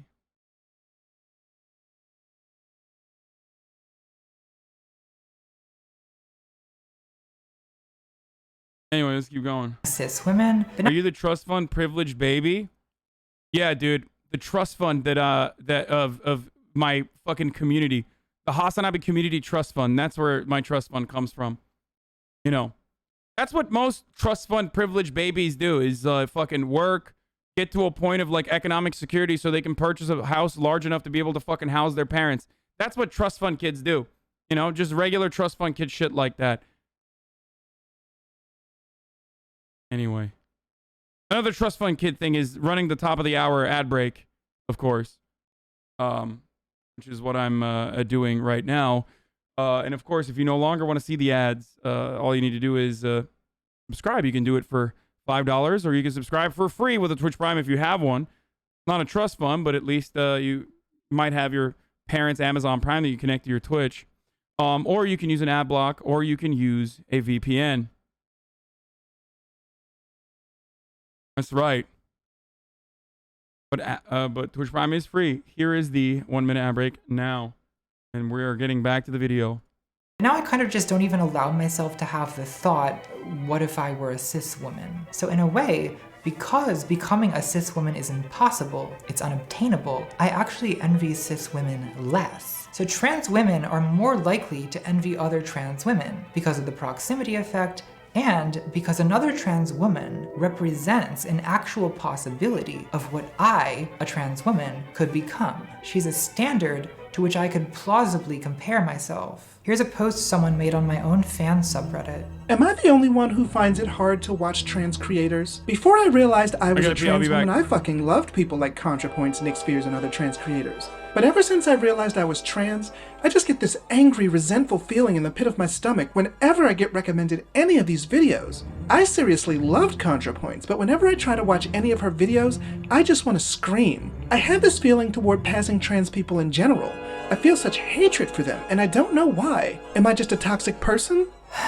Well, sweetie, you're not a toxic person. At least not any worse than anyone else. It's just that human nature is a toxic person. And that angry, resentful feeling in the pit of your stomach that makes you want to scream and feel such a hatred has a name. And the name is envy. I actually admire the person who wrote this post because they're doing the best that any of us can do, really, which is noticing the feeling without endorsing the feeling. I wish that more people could feel things without rushing to a rational defense of the feeling. And isn't rationality itself often simply the attempt to make our feelings contagious? Sometimes people have no self-awareness about it at all. For example, there's a certain kind of boomer transsexual who complains that when I transitioned, I had to go through rigorous medical gatekeeping, but kids these days just waltz on in and walk out with hormones. It's intergenerational envy.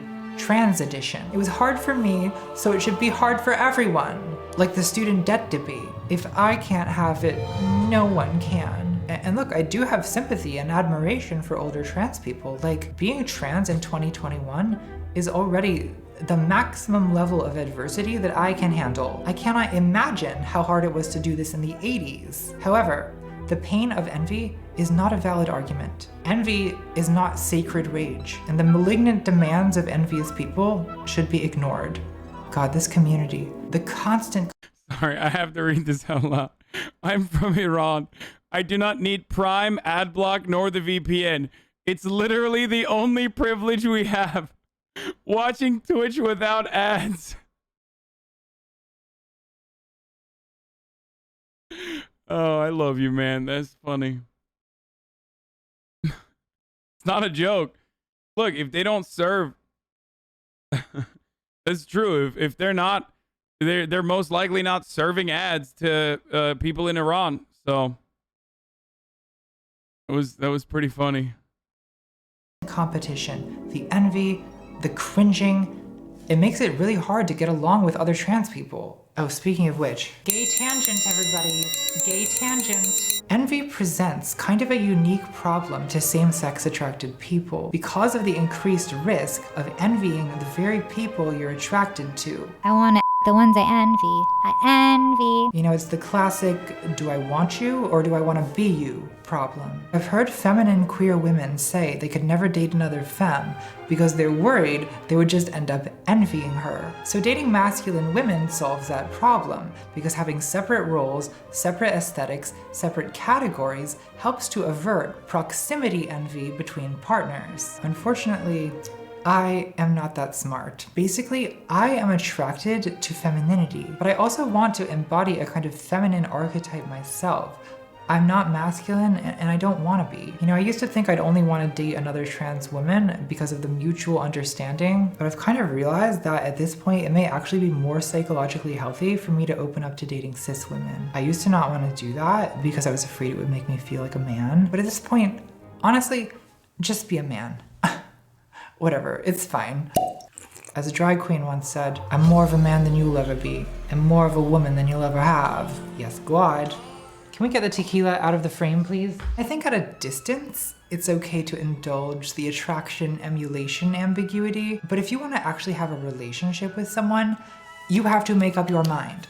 Oh my God, a chatter just said, no wonder Hasmaz is your best emote. Oh no. Dun dun dun. We've cultivated an entire community around the feelings of envy. And expressing that envy is perhaps the chatters loudly yelling. No, I'm just kidding. All right, let's that you desire this woman and you do not want to be her. Because think about it from the other perspective. What could be less attractive than someone who literally wants to be you?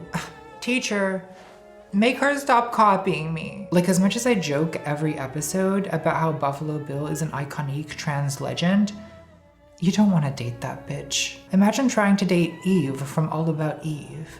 Pass. Hard pass. So if you're a queer woman, or a queer anything, honestly, and you find yourself envying your partner, my advice is stop overthinking a good situation. An enviable woman wanted to be with you. So sit back, relax, and enjoy the clout. I get it though, it's complicated. You know, we're all supposed to proudly affirm what we truly desire, but how do you know what you truly desire? Do I want mommy? Or do I want to be the mommy? Yes. Just yes. Anyway, let's go back to talking about Sigmund Freud. The mother half took over completely.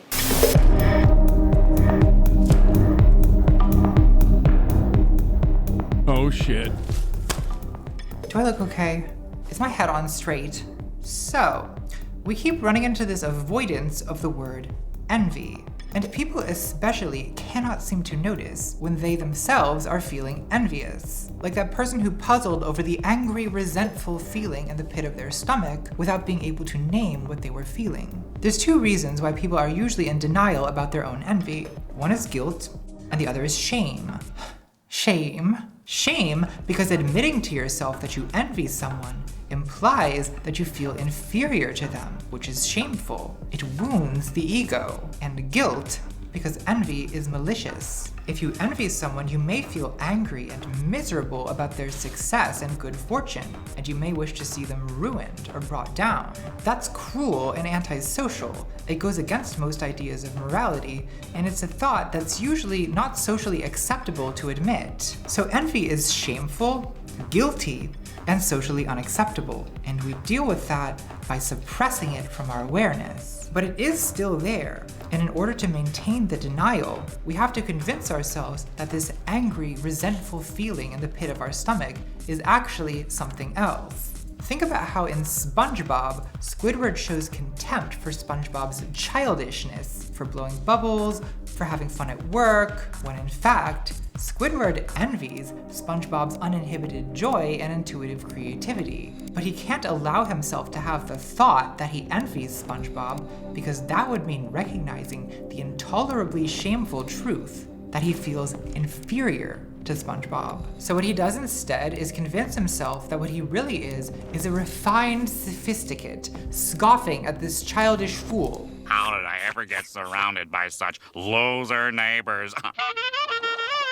We could call this envy to contempt sublimation. Sublimation is a psychoanalytic term, which means that you transform an ego-wounding feeling or socially unacceptable longing into something more ego-flattering or socially acceptable. So the classic example used by Freud is the transformation of sexual urges, of erotic energy, into creative expression. It's like the founder of the no-fap movement, Lady Gaga, once said, "I have this weird thing that if I sleep with someone, they're gonna take my creativity from me through my So according to Freud, the vast majority of erotic longings can never be fulfilled. Tell me about it, Sigmund. Ugh. Misery.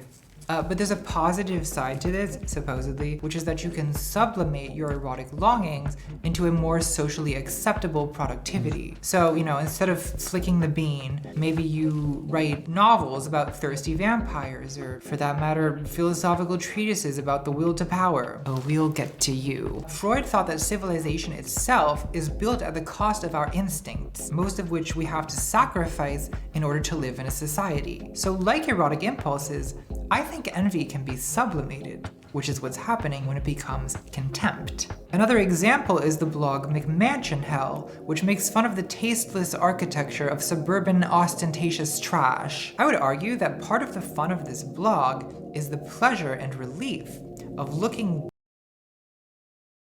Yeah, that's right. That's right. Stop making fun of my fucking house, dude. Yeah. Also, that literally looked like Misgift's house. I'm not even...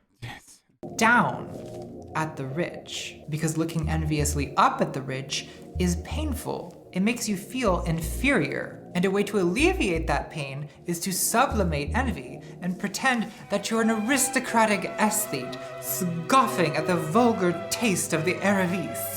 These flying buttresses are an extremely poor taste. Another example is shit-talking plastic surgery. I once heard a trans woman say, "At least I don't look like a botched sex doll." The subtext is, there's a certain kind of trans woman influencer who lives in LA and has a lot of cosmetic surgery to achieve a doll-like aesthetic. But it costs a lot of money to look like this. And a lot of trans women can't afford surgeries that they want. And one way to cope with frustrated desire is to convince yourself that the thing that's out of reach is not worth having anyway. See also the discourse on Twitter about how passing is transphobic. There's an ancient Greek fable where a fox wants some grapes, but he can't reach the vine. So he walks away bitterly and says, well, the grapes are transphobic anyway. The cisgender version of this is maybe the not like other girls meme, which is classic envy to contempt sublimation. The trope is usually that other girls are popular and slutty. They have fake tans and fake nails. They like partying and makeup and stupid music for idiots. But I'm quirky and real. I listen to Pink Floyd and read books and eat lots of pizza late at night, alone and sad.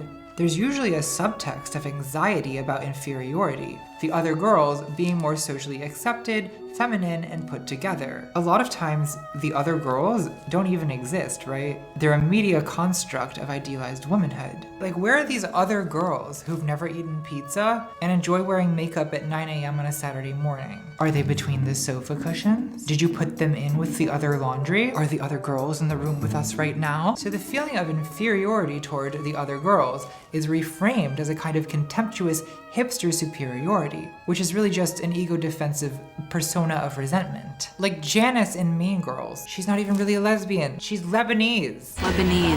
Regina got confused, and then she dances with a boy at the end, and is readmitted into girlhood.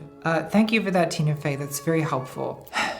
Great. Another way we can reframe feelings of envious inferiority is by transforming them into moral superiority. Moral superiority often being the refuge of people with nothing better to feel superior about. We don't have to feel guilty or ashamed of envy if we convince ourselves that what we're actually experiencing is justified, legitimate hatred. So for example, think of the morality around sexuality. What? That's crazy. What did she just... That's wild that she said... Dude, this... I'm kind of glad that ContraPoints got canceled a bunch, and like there was a lot of discourse on the timeline about like, does she deserve all the Patreon dollars that people willingly give her? What the fuck? Because many people often say, I pre-watch videos. Well, it turns out she fucking pre-watched life. Or at least my particular circumstances. And that's precisely what I talked about before. Like, you know, couching your justifiable frustration in some sort of like ideological purity when there is none. Part 69, sluts. Yeah, what are you gonna do about it? Cancel me? On guard, bitch. Why does everyone hate sluts so much? Sluts never did nothing wrong to nobody. Open sexual promiscuity is in a way analogous to opulence. You're conspicuously enjoying something that other people want but may not be able to get. Many cultures have norms about modesty, for example, expecting women to cover their hair in public. This is usually explained as prophylaxis against male lust, but I wonder if it also serves to prevent a more generalized envy, which female beauty has a way of attracting. Men often slut shame because they want to control female sexuality. And by female sexuality, I do mean male sexuality, because often what they're really struggling to control is their own desire. But slut shaming is also done pretty viciously by women to each other. And that's a complicated thing. It's more than just envy. Sometimes it comes from a sense that a woman who's having casual sex with a lot of men is compromising the collective sex withholding power of the group, almost like she's crossing a picket line. But there's also sometimes a resentment that a woman who's showing skin is using her body to get unearned attention. And that smells like envy to me. I don't use my body to get attention, so no one should. The repressed feeling is, maybe I'm a little jealous that she's getting all this attention by posting thirst traps, but you don't think that. You think, I am above this because I am chaste, I have class, I am a feminist. I would also suggest accusing her of pandering to the male gaze. That's, of course, the feminist way of calling someone a low-down hoe bag skank. So again, we have envy to contempt sublimation, and often the contempt is moral, virtuous. The psychological need to convince ourselves that envy is morality can become so strong that we actually start inventing things to be outraged about. Take, for instance, the tendency to imagine that the wealthy and powerful are enjoying wild, satanic orgies and indulging all the forbidden, salacious pleasures that we ourselves are denied. Like QAnon, these conspiracy theorists who want us to imagine Hillary Clinton reclining in a garden of earthly delights, sampling the pleasures of ephebes. Live, laugh, love that for her. Envy is very imaginative when it comes to the hedonistic extravagance of the envied. Let's talk about Marie Antoinette, the Queen of France who was guillotined by the Revolution. If you know one thing about Marie Antoinette, it's probably that when she heard about a famine where the people had no bread, she infamously responded, "Let them eat cake." What an evil bitch. How could she say that? Well, she didn't. She never said it. It's a lie. The phrase "let them eat cake," originally "let them eat brioche," first appeared in Rousseau's Confessions, written in 1765 when Marie Antoinette was 9 years old. Rousseau attributed the line to a great princess. Probably no one ever said this. It's kind of like how the most famous photo of Paris Hilton is the one where she's wearing a "Stop Being Poor" t-shirt. What an evil bitch. How could she wear that? Well, she didn't. It's photoshopped. The actual shirt said "Stop Being Desperate." Envy likes to fabricate the diabolical crimes of its enemies. I assume to complement the hedonistic extravagance. I mean, what is a Disney villain if not an opulent homosexual seen through the eyes of the envious? See how I do it? I'm gonna try lowering the ISO because it's so bright in here now. Okay, well, it's a much lower ISO. What if I get another light over here? That's what this channel is really about. One biological female's quest to create a harmonious color story. In the years leading up to and during the French Revolution, Marie Antoinette was constantly defamed in these sleazy tabloids called libelles. It's the same root as the English word libel. The often pornographic libelle depicted the queen as a bisexual demon who was constantly having drunken orgies and sexually manipulating everyone around her. All of which is very interesting, but none of which is true. The historian Robert Darnton called it an avalanche of defamation that has no parallel in the history of vilification. This woman took the blame, the moral blame, for the structural failings of a broken economic system. And by the time she was brought before the Revolutionary Tribunal in 1793, the actual person Marie Antoinette had long ago been overshadowed by the libelous caricature of her. Now there was maybe one good reason for executing the former queen, which is that the legitimacy of your new republic is a little more secure when you don't have living monarchs hanging around. Someone better tell the English. But the problem with that reasoning is it has nothing to do with whether or not the queen deserved to die. And beheading a recently widowed mother of two in front of a jeering crowd for political expediency might weigh a little heavy on the conscience. So the revolution had to convince themselves that the queen deserved it, which was pretty easy after decades of, again, false and defamatory gossip. In her biography of Marie Antoinette, Antonia Fraser describes how the prison guards separated Marie from her 8-year-old son, who they plied with alcohol and groomed into accusing his own mother of incestuous abuse. To justify killing Marie Antoinette, they had to destroy the idea of this woman as a mother. So she was convicted of what may as well have been crimes against ethics in games journalism and sent to the guillotine, where her last words were sorry to the executioner for stepping on his foot. Women Stop Apologizing challenge. This is what a girl boss winning looks like. So Marie Antoinette literally did nothing wrong. Hey, how are you? An innocent MILF was killed that day, and I, for one, won't stand for it. So look, we have a psychological incentive to believe that people whom we envy are immoral monsters, because then we get to label our hatred and violence toward them justice. Cruelty generally cannot conceptualize itself as cruelty, and part of the reason for that is that calling cruelty what it is takes the fun out of it. It reminds me of the second best day in the history of Twitter, October 1st, 2020, the day that Trump got COVID. And I'm gonna be honest, I have never felt more schadenfreude in my entire life. Well, well, well. If it isn't the leopards eating people's faces party having their faces eaten by leopards.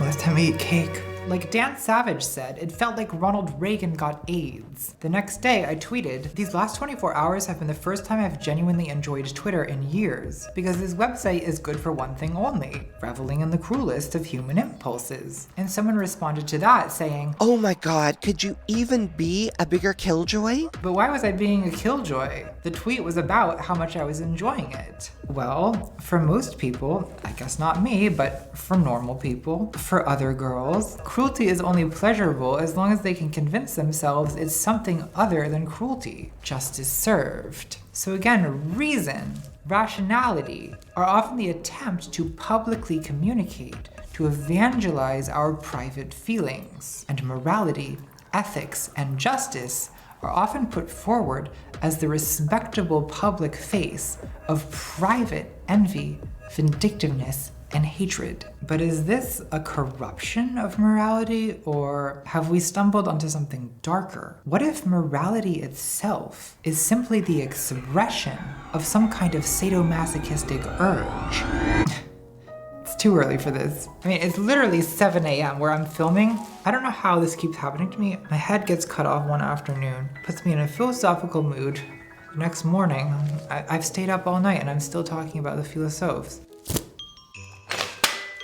Meow meow. Hello again, kittens. Let's talk about justice, uwu. I look like a Supreme Court justice. Sonia, Sotomayor. It would actually be fierce if I wasn't, if I wasn't being Natalie. Look, I've been seeing a lot of comments lately along the lines of, Natalie used to do serious academic arguments. Now she only cares about makeup. All right, you little shits. You want book learning? I'm gonna learn you so hard.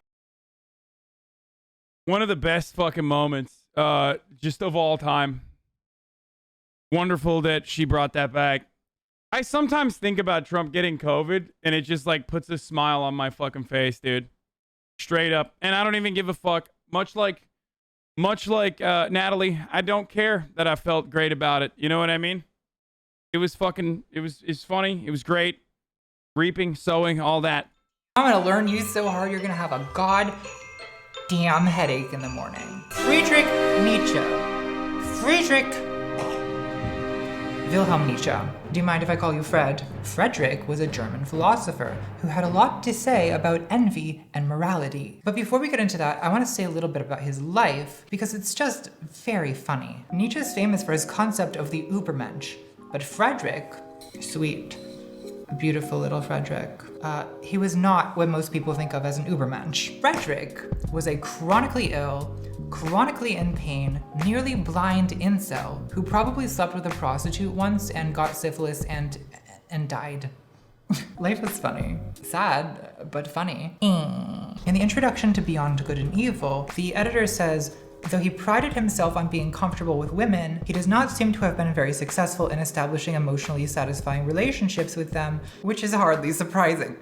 I love when the introduction to a book is just a brutal roast of the author. Who wrote this? Rolf Peter Horstmann. You're killing it, Rolf. You're a savage. I adore. Friedrich's books sold a dismal number of copies in his lifetime. What emerges is a picture of a totally isolated, highly neurotic man who had to try hard to avoid thinking of himself as a complete failure. Oh. He was also doing huge doses of opium, relatable, and writing himself prescriptions for sleeping pills using the name Dr. Nietzsche. Dr. Nietzsche. Pretty sure I got a Xanax prescription from that guy once. Behind a Dairy Queen. Nietzsche was also a failed musician and was in love with the composer Richard Wagner's wife. The Virgin Nietzsche contra the Chad Wagner. You beta cock. Why did I do that? Can we all agree that Catgirl Nietzsche is by far the most cursed thing I've ever done? I just want to mom this guy, honestly. I don't even care that he's a misogynist. His misogyny is simply too sad to be offended by. You know, I think it's interesting that a person this pathetic can also be a genius whose name will never die. He's someone who had a lot of reason to be envious and self-pitying, but his philosophy couldn't be more against that. And as a person of pathetic experience myself, that is unironically kind of inspiring to me. So let's go in. In his book on the genealogy of morality, Friedrich wants to explain the origin of the concepts of good and evil. Under what conditions did man invent the value judgments good and evil? And what value do they themselves have? Have they to now obstructed or promoted human flourishing? Hang on, my food's here. That's right, you're getting a mukbang, sweetie. Did you think I was gonna sit at this giant table and not be eating something? This video's been going on more than an hour, so I assume you guys are drunk by now and we're just kind of hanging out at this point. You guys can't even see. Well, here, I've got a bunch of sushi, and it's my mission to eat all of this while summarizing the entire life and work of Friedrich Nietzsche. Trisha paid us, Nikocado. Consider this a challenge. So Friedrich argues that good and bad, not good and evil, that's different, we'll get to that, but good and bad were originally the self-affirming values of people with power. So to be good meant to be powerful, strong, beautiful, healthy, and to be bad meant to be weak, sick, common, ugly. I'm gonna eat one like a cat. And Friedrich supports this speculation with etymology. So in a lot of languages, the word that means morally good or spiritually noble originally meant noble in the sense of aristocratic, the propertied class. Like in Buddhism, the Arya Satyani, that's Sanskrit for noble truths. Arya means noble. And Arya is used to mean spiritually noble, but earlier it meant the aristocracy, the rich. And originally it was just the name that a culture in northern India gave themselves, the Aryans. I'm really working not to get soy sauce on this lace. This was later misunderstood by Europeans who wrongly thought that Aryan was a race. Oops. God damn it. God damn it, kids. Can we not? Friedrich traces the origin of the German word gut, or the English good, to the name of the Goths. No, not those Goths. The Scandinavian people who invaded Europe. Friedrich calls them the blonde beasts of prey. I like to stalk my prey in the small hours of the night, Mia.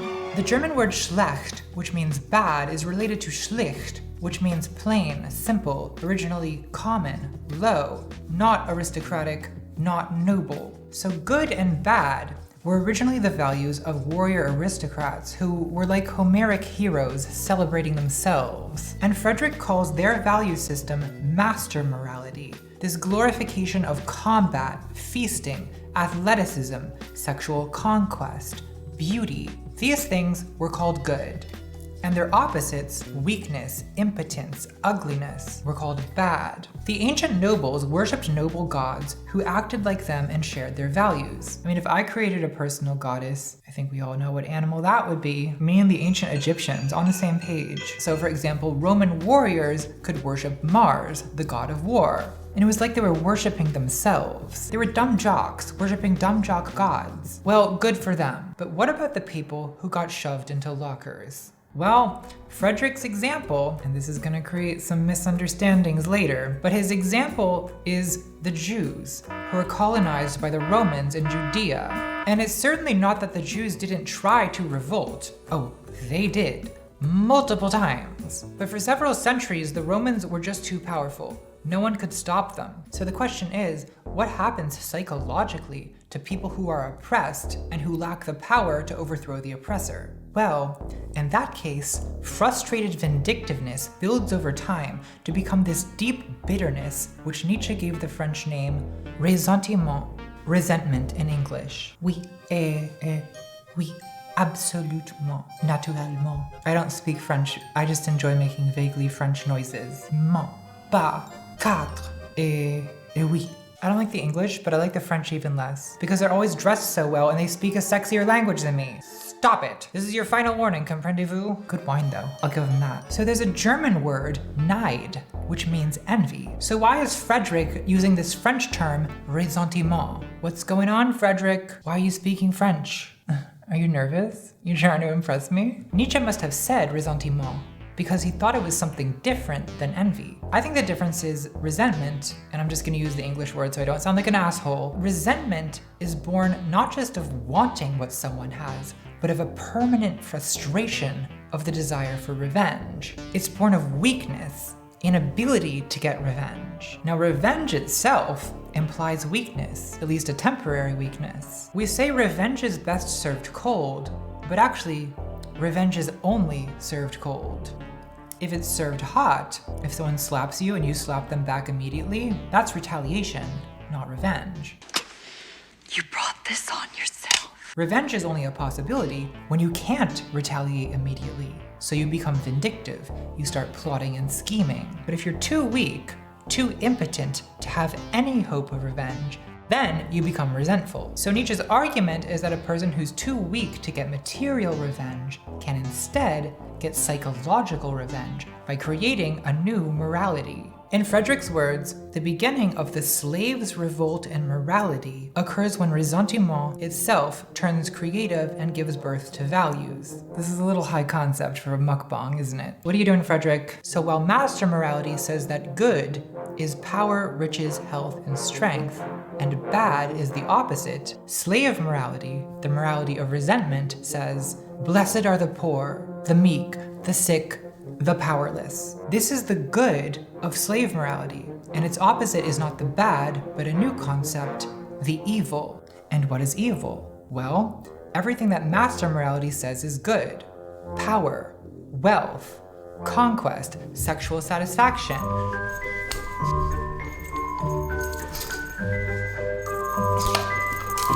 He's talking about Christianity here. He's not talking about Judaism. But Frederick thinks of Christianity as the spiritual revenge of the Jews against the Romans, an inversion of the empire's values. But he also thinks that slave morality is fundamentally dishonest. It's like the fox and the grapes. Not being able to take revenge is called not wanting to take revenge. It might even be called forgiveness. Slave morality says that weakness is righteous. Submission to people you hate is called obedience. Having to wait is called patience. Inability to satisfy sexual desire is called chastity, purity, and so on. And while master morality is born of saying yes to yourself as a powerful, noble beast of prey, slave morality is born of saying no to the master and everything he has that you can't. I like to have my belly rubbed. It's scratch my back above my tail, please. I'm gonna put the rest of the fish away because it's getting warm and I'm full. This has not been a successful mukbang. It turns out that it's actually very difficult to do a mukbang while talking. I should have thought this through a little harder. So slave morality is born of a repressed desire for revenge, but that desire for revenge never completely disappears. It's there, for example, in the Christian idea of the Last Judgment. No need to take revenge against the wicked, my sheep. God will do that for us. And in the meantime, being weak is good, actually. I find this book thrilling to read, honestly. And I'm not easily thrilled, especially not by philosophers. I think this book in particular gets me because, especially if you were raised Christian, this is so the opposite of everything you were ever taught to believe that it almost feels like dirty. Should I be reading this? Is this allowed? Because even if you're not religious, most of us still agree with a lot of Christian morality. Like, yeah, Jesus was a good guy. Blessed are the meek. Sure. But then Frederick comes along and he's like, morality is just a cope for frustrated vindictiveness. And you're like, I need to lie down. Where's my smelling salts?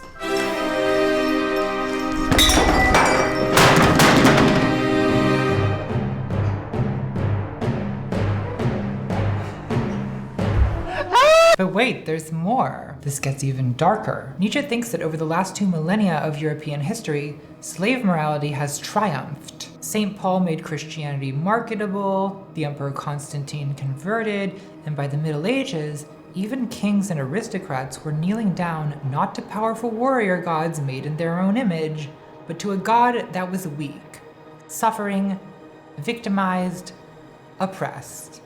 So by the 19th century, slave morality... Okay. There are so many questions I have. One, because I was like, I'm not very familiar with Nietzsche's like, background or philosophy, even all that much. But I know he's like Jordan Peterson's like a big fan, is he not?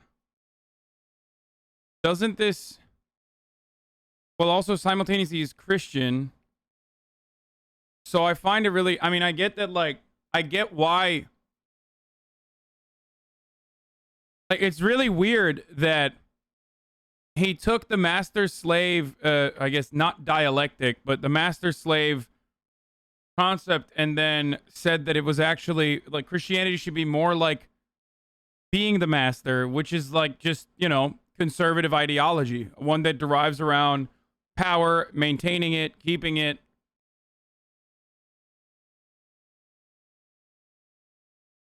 And being powerful. Inconsistencies in JP's beliefs unfathomable. No, but it's just like it's really strange. There's 2 readings of Nietzsche, the conservative and the leftist version. Conservative being what the Nazis did and put into action. No, I see that. I do see that. I can see Jordan Peterson applying a conservative interpretation to Nietzsche's philosophy and then turning around and then somehow applying it to Christianity when it's literally the opposite, but whatever. But Jordan Peterson has talked about power from this framework many times. He does think power is good. Well, I guess he applies a different... He applies a different analysis to it, but like you know that he thinks power is good. He talks about it. He thinks powerful men are often there. If they are corrupt, that means they have been taken over by weakness. Power is ultimately a good thing because it's good. You know what I mean?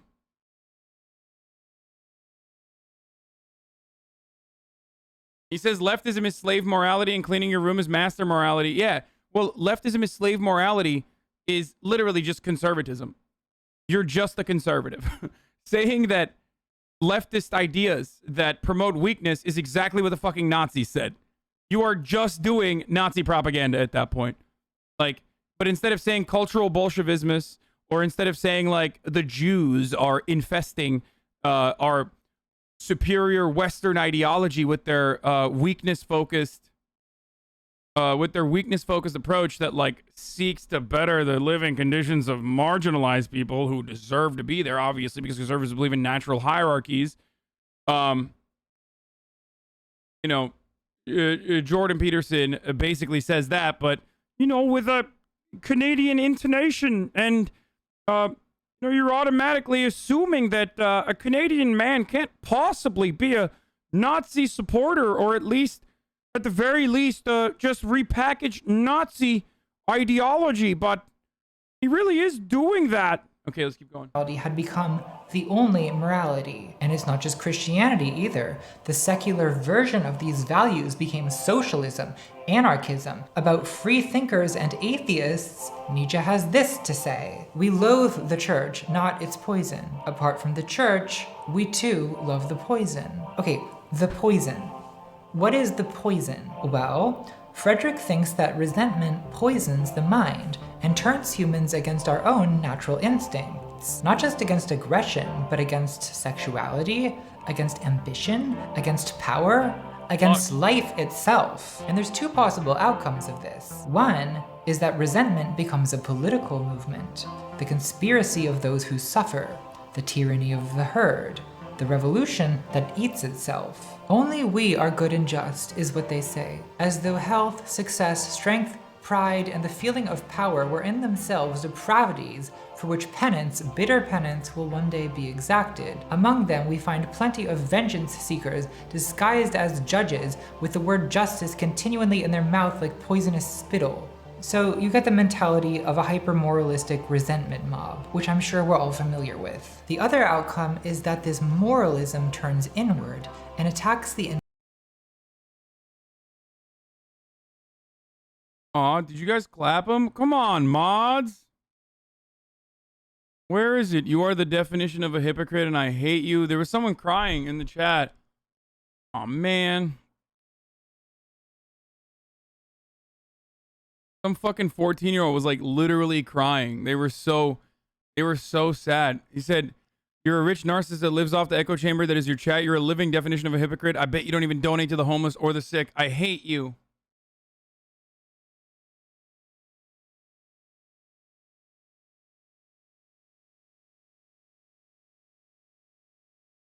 Let's see how he started. Hoggers clap. Where's the trial? Oh, this is a sock account anyway. Like 1000%. Created following. First chat. Immediately knows chat memes. Okay. First time chatted in the first day of his creation. Got it.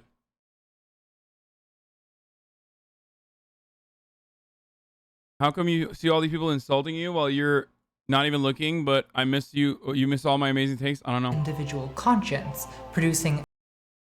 You know what is internalized self-reprimanding, dude? Well, I guess both Nietzsche's not wrong. Christianity does have that. You have the Catholic guilt, and you literally have Protestants. They both feature this attitude. Asceticism, self-denial. Which, by the way, now they're like. Now you have that turning into like weirdly puritanical American liberalism.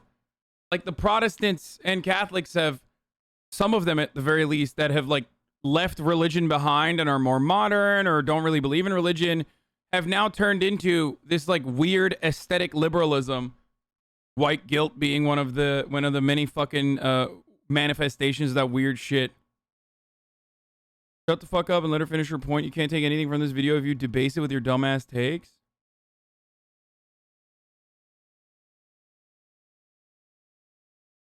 Okay.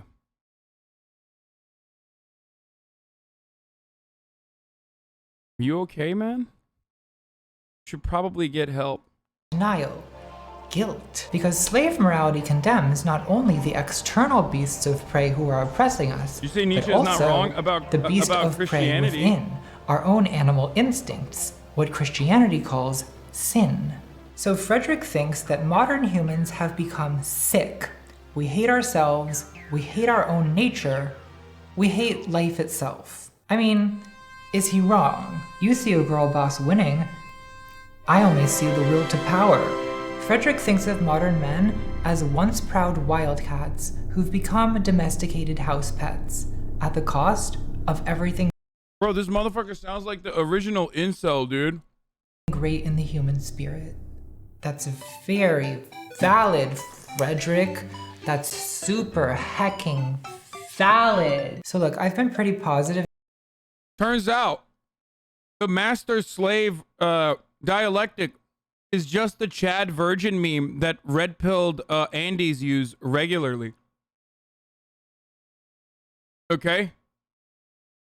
It's literally when you see that like pasty-ass, chinless, neck-bearded Nazi on the internet go, I'm exactly like the sexy guy meme. You know what I mean? He was like the fucking pasty-ass incel who was like, you know, who was fantasizing about more of a, you know, fantasizing about being the master.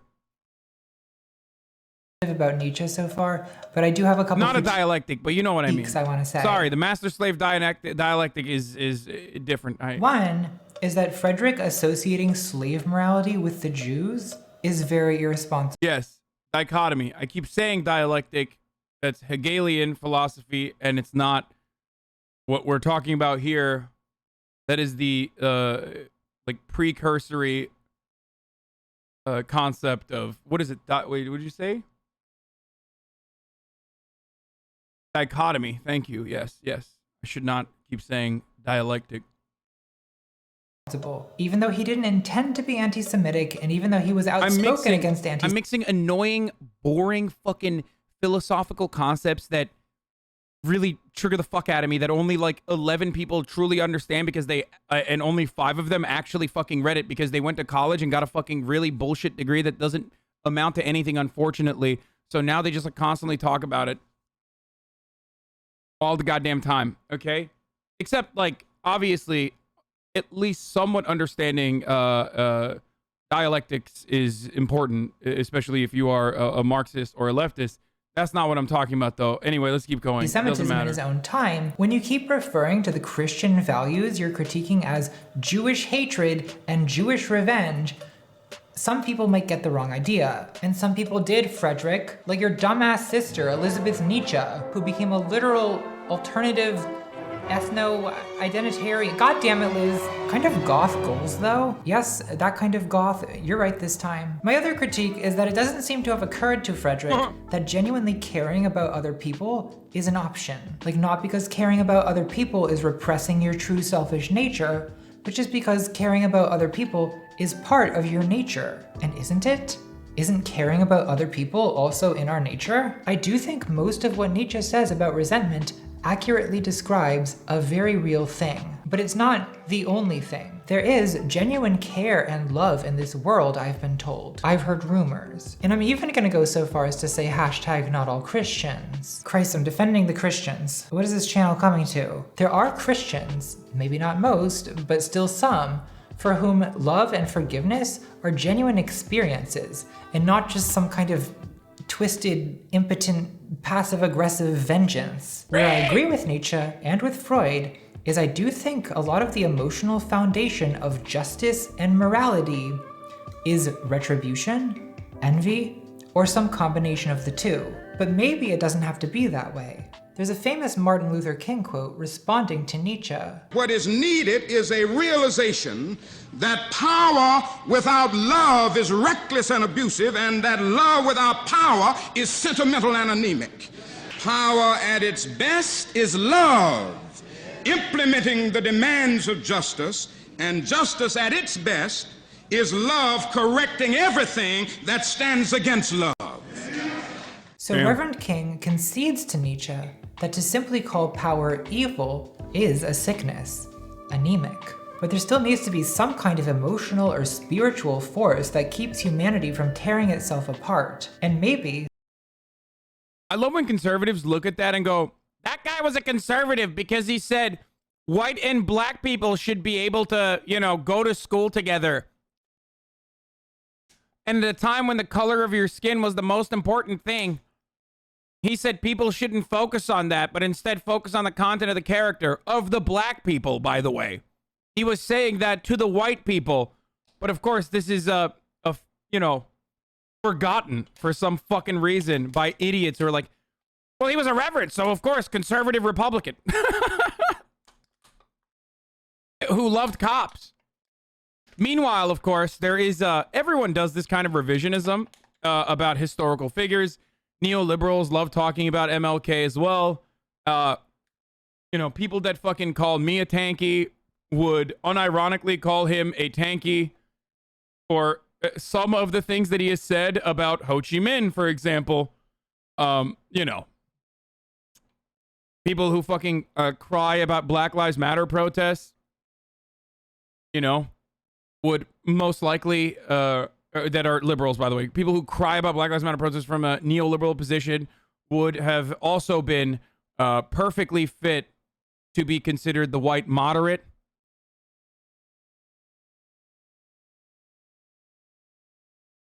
You know, that's actually really funny. Conservatives love that, modern conservatives love to talk about how MLK was a conservative. Their favorite book was written by Orwell, who was, of course, a democratic socialist, social democrat, whatever you want to fuck call him. But, you know, he was definitely not a conservative. Maybe he was anti-USSR, but certainly not a fucking, certainly not a conservative. Definitely definitely a socialist. And also, oh fuck, what was the last thing I was gonna say? Austin, why are you calling me? I'm in the middle of making a point. You fucked me up. God damn it. And their favorite song is Fortunate Son. They love listening to Fortunate Son, and they love fucking touting George Orwell, and they love thinking that Martin Luther King is a Republican. God damn it, Austin, you fucked me up. What do you want? I'm wondering when the Trump rally is. Oh my God, dude, you are ridiculous. Okay, it's gonna start soon. Something like this Christian idea of love for humanity is the missing piece. Because without something like that, I just see retribution and envy snowballing into human self-destruction. And I hate that for us. It's not very sliving of us. Do you guys know about sliving? Do you even subscribe to Paris Hilton's YouTube channel? She doesn't have as many subscribers as I do, but you know, I try to support smaller creators. Living is basically slaying and living your best life into one word. It's the new that's hot. Maybe I'll do a video about love when I'm in a better mood. So for now, well, let's put it this way. Fun fact. Totally random. Probably the most random. Probably the most random thing on the planet is that, I mean, I don't even know if this is still the case, but Paris Hilton follows me on Instagram. No idea why.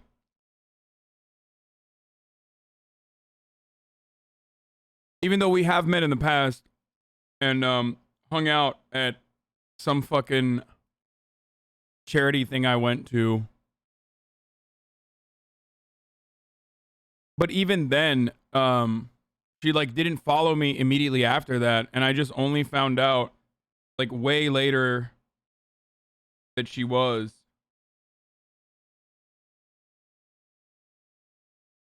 Oh, she still does follow me. Holy shit, she's got 15 million followers. That's crazy. Yo, I should do an IRL stream with her. Actually. You don't gotta brag about it, lol. I think it's strange. When I say Frank Ocean follows me, that's fucking bragging. When I say Paris Hilton follows me, that's strange. That's like a very weird thing. She probably would respond to your DMs faster than Natalie. That's 100% true. That is actually true. Okay, sorry. Frank Ocean used to follow me. No longer does. Because he's a coward. I was so excited, like, after he Corbin posted, you know what I mean? He supported Jezza. And I thought, oh, that's awesome, man. Like, that's really cool. And then he unfollowed me.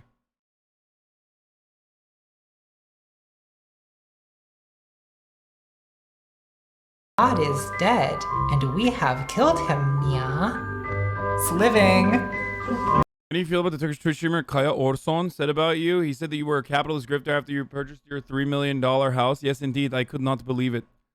Who the fuck is Kaya Orson? Bitch, you know how many fucking American people are up my asshole right now? You think I give a fuck about some random Turkish motherfucker? Oh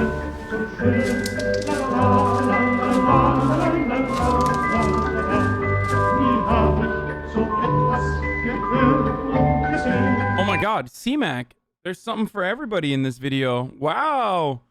Where's C-Mac? Oh, he's in the chat. Okay, good. There you go, C-Mac.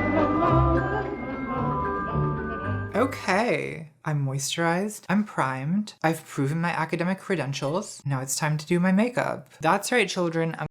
Kaya is a part of Charlie's podcast. Which Charlie? Moist Critical? He's the Turkish guy of their podcast.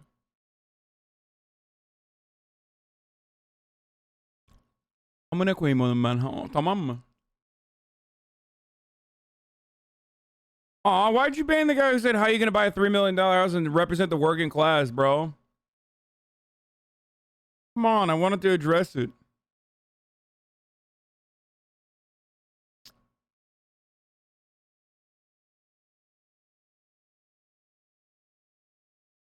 Guy is an edgy contrarian. He's stupid. He's on Critical's podcast and is a Turk German alt-right dude. Oh my fucking god, dude. The most pathetic fucking cuck. Wait, really? Let me look at this motherfucker's background now. Is he friends with Charlie? Because I'm about to say some shit about this motherfucker. Hold on. What's this fucking cuck's name? Dude, if you're alt-right and you're fucking... If you're Turkish and you're alt-right, you are literally... I mean, you deserve to be fucking brutalized by all of the actually Nazi Germans, dude. Straight up. Like, and there is one of the most famous fucking alt-right QAnon sickos is another Turkish German dude who's like a famous vegan chef from back in the day.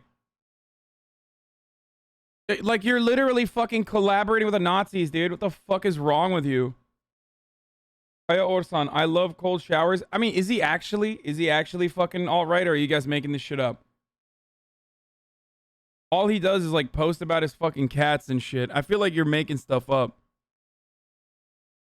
No, don't give him attention. God, what a fucking pathetic loser, dude. Holy shit, Asani, you really need to look at shit before you say shit? Why are you guys telling me he's fucking alt-right then? Well, I mean, if he actually did talk shit about like, oh, he's a capitalist grifter, here's what I gotta say to him, okay? Are you ready for this? Yarrağımı var ya, direkt olarak yiyorsun kardeş. Nasıl? İyi mi? Güzel mi? Tadı nasıl? Anlatırsın, annene de anlatırsın. Biliyor zaten gerçi. Böyle. Ah, al bir de. Bunu da al.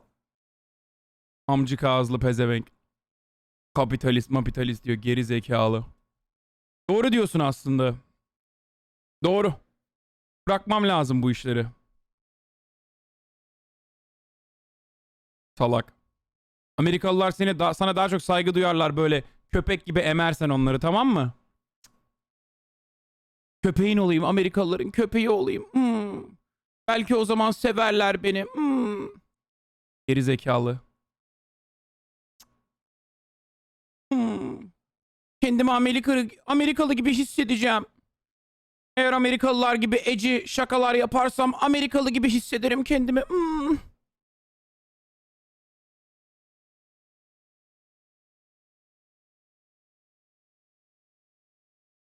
Anyway, it's top of the fucking hour. That is, of course, if he has said such a thing. If not, then öpüyorum seni. Hiçbir problemim yok seninle.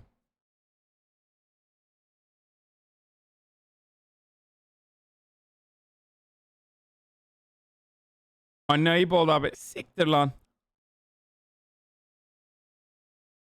Anyway. I hope he didn't attack his looks. What? No, I just said he should take my dick out of his mouth and ask his mother how my dick tastes because she also knows. And then I called him a dog for the Americans by making edgy jokes. Of course, this is if he literally is, talking shit.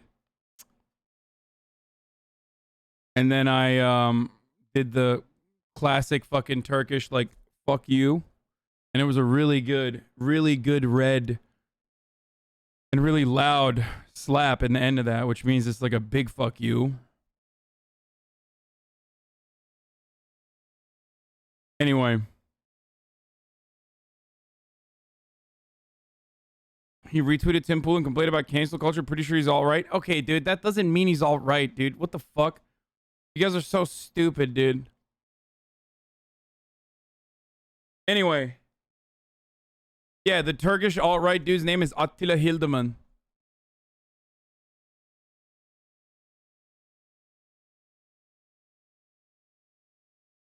He's flowing down the alt-right pipeline. That was a year ago. Kaya is observing right-wing media flowing down the pipeline is evident due to some transphobic remarks in the past. And now he's going full retard in the latest episode, saying the United States is doing fine, disease is a hoax, but simultaneously condemning the Black Lives Matter movement, increasing infection, pretty much echoing the people he follows. Ian Miles Chong. Oh, Jesus Christ, dude. Dude, I look, man, I have no fucking... I'm extra harsh on Turkish motherfuckers who like do this sort of stuff because you're an immigrant, you know what I mean? Like, you should know better.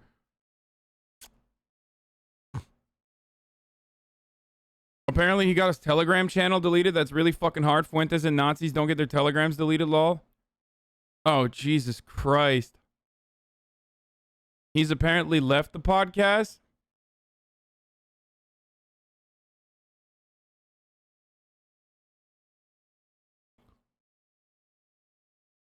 Why are second and third gen immigrants so reactionary? It's desperation to appeal to the...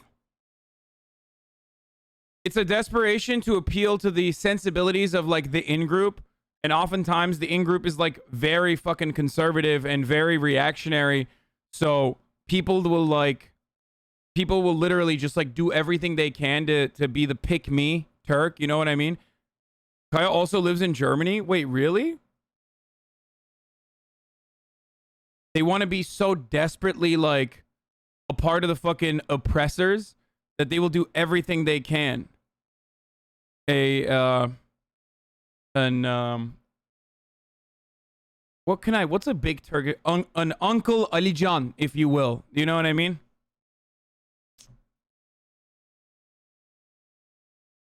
I was thinking, like, what's the most Turkish name? Because if I say Ahmed, it could be Arab too. Mehmet, it could be Arab too. Alican is literally the most Turkish name. It's out of white appeasement, yeah. I'm going full Bailey Sarian. I'm going full suspicious. So I guess I should say something about the political implications of all this, since I guess this channel is about politics. Sometimes I have to read my own Wikipedia article to remember what I'm doing with my life. So this morality of resentment, of impotence, and Mustafa and Kemal. Well, not Kemal, because Kamal, but Mustafa is very Turkish. Mustafa, Arabic too. Revenge judges that power is evil. I don't use foundation, I just use concealer. I know that's like not how you're supposed to do makeup, but I don't need to be good at makeup, okay? I have 1 million subscribers on YouTube. I don't need to be good. There was a New York Times article about young women's attitudes toward political ambition, and one of the women who was interviewed said, "As a white woman, I know I have unearned privilege. So am I really the best person to be in leadership?" Yes. Yes, you are, because we need leaders like you who are capable of questioning the legitimacy of their own authority. Otherwise, we're just gonna be stuck with another blonde beast of prey. And of course, it's good to be aware of your privilege, especially as a leader, but let's not be so self-effacing that we efface ourselves off the face of the earth. This is the self-sabotage of resentment values. If you think power is evil, then you've given— Oh my god, I fucking forgot to run the goddamn ad. Fuck! Efe. Ooh, Efe is bad too, yeah. Efe. That's Turkish as fuck, dude. What is this? Now, he will be accused of sexual assault. You don't wear this kind of shit unless you've done something. It's always the kind of... Oh, what a fucking scumbag, dude. Tim's coping when socialist turns out to be capitalist grifter bingo. Oh, brother, this dude is like, oh, dude, why did you link this to me? Oh my god, this guy's just trying to... Yo, let me tell you something. Do not go there, okay? Every single one of these fucking douchebags that come out of the fucking woodworks are absolutely, without a fucking doubt, right now just so horny. They're like, come on, please, let me get a fucking crumb of clout, dude. I can't suckle off Charlie enough by being on his podcast. I just got to get it on my guac on my own, dude. Come on, please. Let me just put the fucking straw down on your straw right down on the ground and just suck it up as much as I can. Please, please, please, please, please, please, please. Oh, God. We're literally watching a fucking video about envy. No free cloud, dude. No free cloud, okay?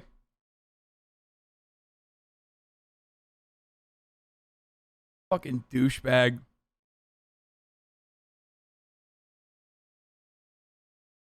No, all he talks about is killing pedos, and the one main thing he always brings up is pedos. Oh, is he like some fucking QAnon freak?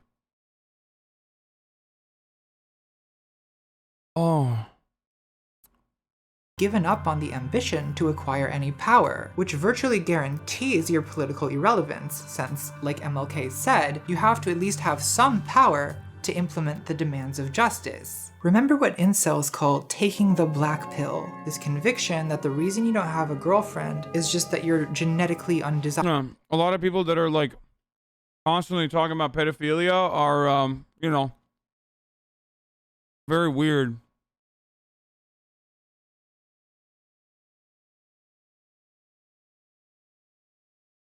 I'm hoping if Charlie sees all that, he'll say something because the dude is generally good at not taking people's shit, but if he's on the podcast, even with all the weirdo shit he said, there's not much hope, LMFAO.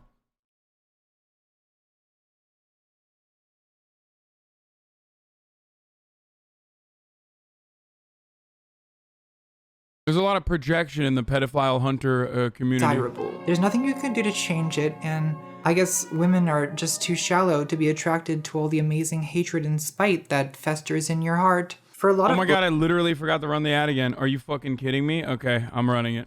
black-pilled incels, it seems like there's only one thing left in life that they enjoy, which is simply the pleasure of complaining, of moaning in pain. It reminds me of a comment from Dostoevsky's second most horrible protagonist. Even in toothache, there is enjoyment. In that case, of course, people are not spiteful in silence, but moan. But they are not candid moans, they are malignant moans, and the malignancy is the whole point. The moan is a protest against the meaninglessness of pain, and part of the satisfaction of moaning is inflicting your pain on other people. This kind of malignant moaning, it's kind of the opposite of music, because a lot of music, like blues, is benevolent moaning that transforms pain into pleasure. I mean, that's what blues is all about. My woman don't love me no more, but I know her sister will, you know? Optimism. I think a lot of incel discourse is really just malignant moaning, right? It's not an attempt to diagnose or solve any problem. It's just a contagious expression of misery, a moan of pain that masquerades as a political agenda. Sexual Marxism, they call it. The redistribution of sex, state-mandated GFs. That's very valid. Of course, they don't actually expect any of this to happen. That's not the point. So incels are kind of a universal punching bag online. It's very easy to point and laugh at them. But what's harder is to look in the mirror and notice how these exact same tendencies are rampant in our own communities. So the incel black pill is just one instance of what I call an ideology of resentment, a discourse that outwardly appears like moral or political critique, but which on examination is mainly just a resentful moan. The goal of resentment politics is not to improve conditions. In fact, the resentful person is full of contempt for any morally compromised sellouts who are attempting to enact plausible reforms. They don't want victory. They don't want— Not defending Kai because I think he's weird, but I listen to the podcast regularly. I think he's kind of like the heel in the show. He always says the weirdest, dumbest shit is funny. Can't imagine the show without him. Okay, well. That fucking motherfucker's out here being like, this dude is a sexual assaulter about me. Like, he's just fucking making shit up. It's perhaps one of the most pathetic, it's like he retweets Tim Pool and stuff, which is one thing. But saying shit like that, dude, that is literally just the most like psychotic, pathetic, incel, reactionary slander shit that you could fucking say. You called him a pedo? Yeah, only after he said that, you know, I'm gonna be fucking outed as a sexual assaulter or some shit. What a fucking asshole, dude. That's not a joke. Like, that's literally not a fucking joke. Dumbass. I'm literally giving him attention. I'm giving this fucking pathetic loser fucking dweeb pick-me-ass Turk running around fucking crying about it. I wonder why he got his Telegram banned. I would like to find more about that, to be honest with you. I wonder how you get banned off Telegram, dude. Holy shit. Attila Andy over here, dude. Attila Hildeman version 2.0, motherfucker. Want power, they want to endlessly critique power. Because for them, critique is an important psychological defense against feeling impotent. Shaler described it this way. It is peculiar to ressentiment criticism that it does not seriously desire that its demands be fulfilled. It does not want to cure the evil. The evil is merely a pretext for the criticism. What am I going to do with my eyes? I don't get it. Why would you call him a pedo? Man, shut the fuck up, bitch. Shut the fuck up. I said it's very suspicious because oftentimes a lot of these fucking weirdos who are like, oh, I'm a pedo hunter, are they themselves into questionable shit. A fact that even fucking Charlie literally mentioned when he talked about the EDP drama. So I know that he knows that too. I think a pink kind of look. We've been doing a lot of pink looks. I love that hay fever look. As a general rule, the more radical a political community claims to be, the more likely it is to be a community of resentment. Self-styled radicals will tell you, superficial surface reforms do not interest us. The problem must be critiqued at its root. And then the root turns out to be this universal, all-encompassing evil, right? Society itself, the system, the machine. A resentment ideologue always imagines himself to be engaged in a kind of satanic revolt against an omnipotent, omnipresent enemy. Okay, I just need to do makeup for a second. It's harder than it looks to be a makeup vlogger. Like, it's hard to talk while doing this. And nothing short of total revolution counts as any sort of victory whatsoever. We have to dismantle the entire system. Burn it all down. I guess it's pedestrian to point out that this is the revolutionary utopian equivalent of Christians awaiting the last judgment. Our kingdom is coming, comrades. Often the appeal of utopian ideology is similar to religion. It's not about healthcare, higher wages, relief from police violence. Those are actual goals that could be demanded, worked for, and achieved. Utopian ideology instead promises relief from some general malaise, alienation. And so ironically, it can have the same opiate effect that Marx ascribes to religion. But release from the general anguish of human existence is not a political goal. There's been many revolutions in the last few centuries, and so far, 0 utopias. Resentment, envy, and hunger, for that matter, are not satiated by the downfall of the old regime. When the people have no bread, they eat the rich. And when the rich are gone, they eat each other. And because of the proximity effect, envy may actually increase after the revolution. You may actually be more envious of a favored comrade, a successful citoyen, oui, a kulak, than you ever were of the aristocrats. So envy turns paranoid and imaginative in revolutionary moments. It gets sublimated into morality, and the accusations start flying. That citizen is conspiring against the revolution. That peasant is hoarding grain. So the guillotine starts slicing thousands of heads off, the gulags fill up, or an authoritarian strong... Okay, this is like super fucking... I don't even know why...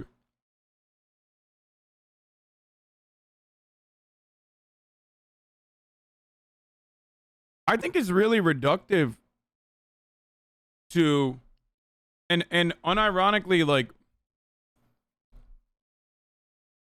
anti-materialist to reduce, like, people dry snitching on one another and all this other stuff post-revolution, and reduce it to just simply envy.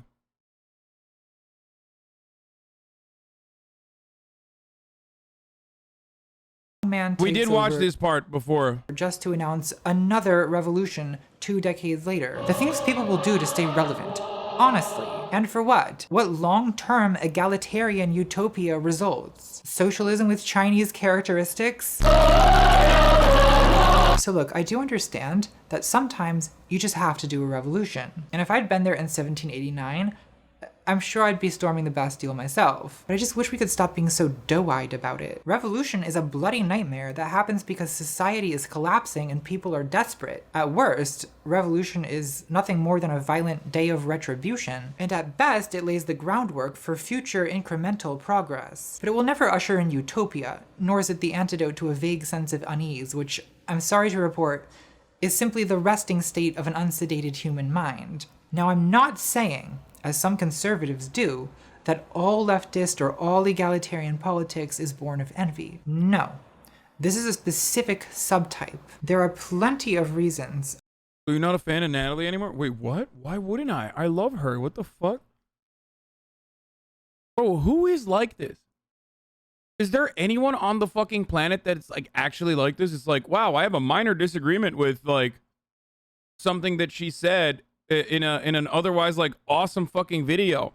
I guess I hate her now. Like, other than envy or fear of envy, to oppose an economic distribution where some people have billions of dollars while other people are dying because they can't afford insulin. Objectively, that is not an efficient use of resources to promote human well-being. And personally, I just don't want to live in a country where people are dying because they can't afford medicine. And I'm willing to pay however many taxes it takes for that not to happen. So while I'm putting down straw man versions wait, hold on, I want to hear that sometimes takes over just to announce another revolution 2 decades later, the things people will do to stay results. Socialism with Chinese characteristics.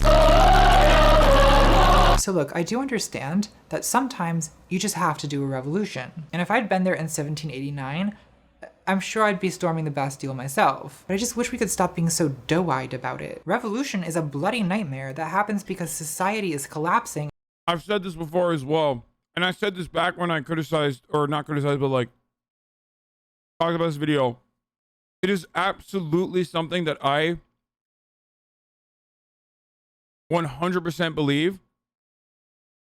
And that is that there are people who abso-fucking-lutely fantasize and mythologize about a revolution without even remotely considering the current material conditions and the inability to have that with like 100 years of a fucking welfare state that has continued to extend the lifeline of the capitalist organization of the economy, the capitalist state, in a way that even Marx had not been able to foresee. And not only that, but also that shit wasn't all that good either. Okay? It just wasn't. It was better than before, but there were also a lot of problems. And the people who mythologize it and fantasize about it in a similar capacity are no different than Cenk. I think I debated him on this, actually. I literally brought this up to him when he was talking about, from a social, democratic, capitalist, liberal standpoint, Cenk loves, of course, without the racial inequality and, you know, civil liberties, without all of the bad parts of that, loves the 60s. Like, he thinks that America should go back to that. That if we were to have strong antitrust laws that we actually use, if we fucking increase the highest, the tax burden on the highest earners, we would be able to have this, you know, perfect utopian capitalist society.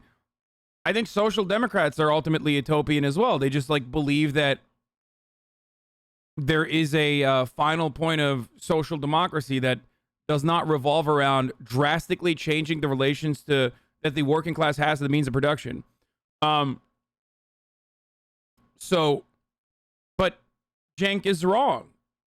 And you're basically just wishing for a yesterday that never existed. Does that make sense?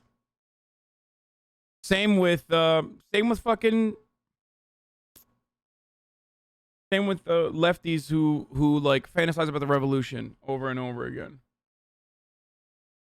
Hassan the Hun, happy Hassan Twit selfie day. Oh my god, look at that hair. Dude, he loves that fucking thing. The thing that changes your face. I don't know how to describe it.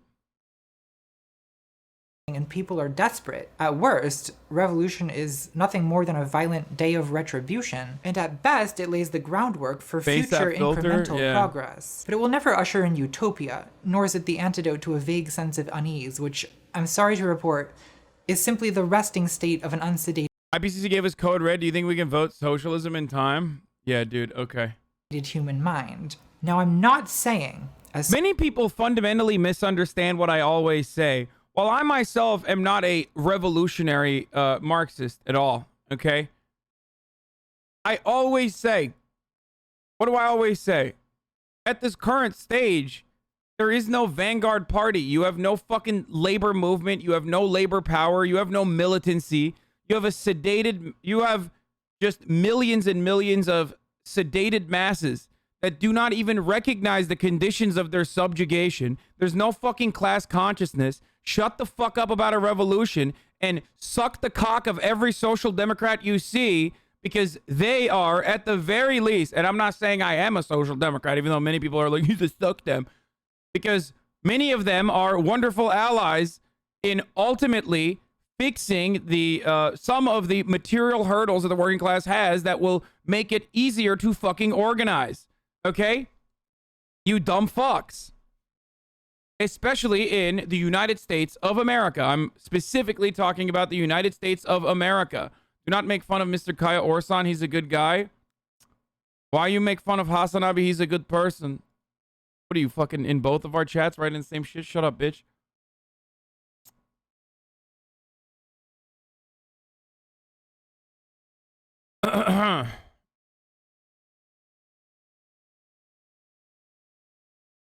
Anyway.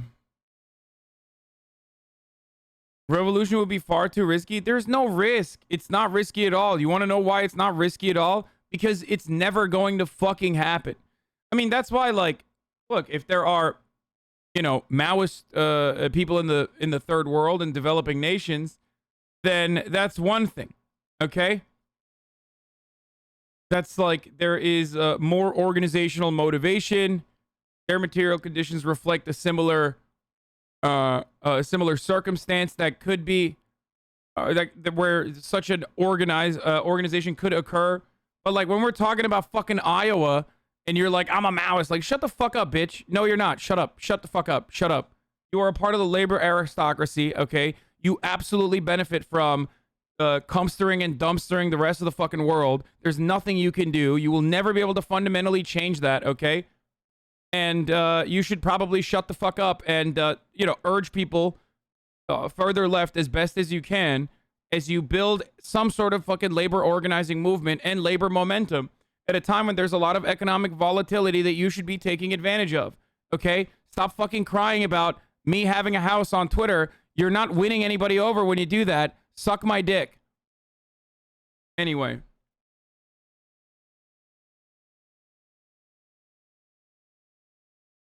some conservatives do, that all leftist or all egalitarian politics is born of envy. No. This is a specific subtype. What have you read that makes you believe social democracy of all things in the U.S. will ease the pathway to revolution? It's the opposite. Okay, dude. You are literally talking about one guy and he's 100% in the chat right now? Oh, for sure. He's fucking seething. I don't understand why people refuse to hear what I am saying. Okay? Even if you are a Marxist, Leninist, okay? Maybe you joined the Socialist Rifle Association and you fantasize about a vanguard party that you will build and that you will be able to fucking teach how to fight, okay? That you will be able to arm, and they're going to be like the Taliban, and they're actually going to be like fucking, taking over the country. Well, guess what, dumbass? You don't have enough fucking manpower because no one has class consciousness.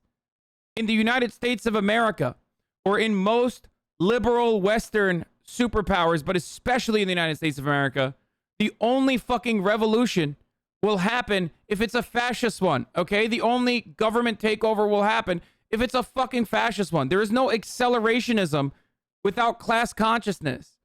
As someone in the chat also pointed, accelerationism without class consciousness is fascism, okay? You're a fucking idiot. You are helping the fascists. I'm sick and tired of these dumbass fucking Marxist Leninists like, man, oh my God, we should have a red-brown alliance. I'm a Jimmy Dorian tanky, blah, blah, blah. Like, you're fucking dumb. You're dumb. You're a dumb person. You are literally a dumb person. You are allowing the lumpen proles to fuck your mom, okay? Accelerationism without class consciousness is fascism, as evidenced by literally Donald fucking Trump. And January 6th.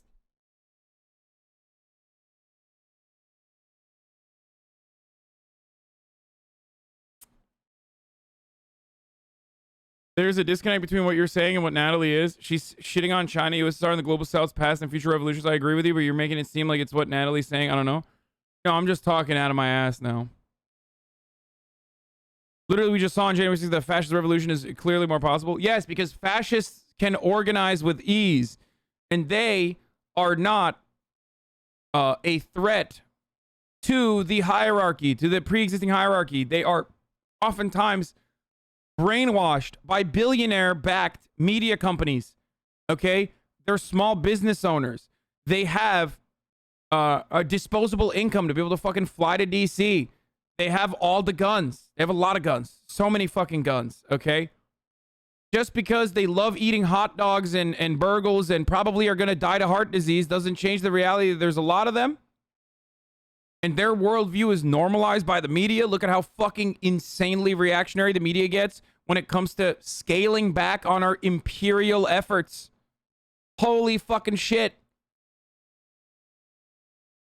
So if you don't fucking use every opportunity you can to instill class consciousness and fight back against the capitalist dogma that is completely fucking just bruised and broken into the fucking brains of every single American, then you're an idiot, okay? What is Bad Empanada saying in here? He's fucking, what is he, throwing up his own goddamn... Oh, he's talking about industrial society and its futures, its consequences. Marx-Leninists aren't advocating for accelerationism, though. We're just saying social democracy as a goal isn't a viable pathway to revolution. Instilling class consciousness obviously is more important. Yeah, but Bernie Sanders ran on a social democratic platform. And guess what? That is the first time in American history since the 20s and fucking 30s that we have actually seen a robust left-leaning and leftist movement. Okay? So shut the fuck up.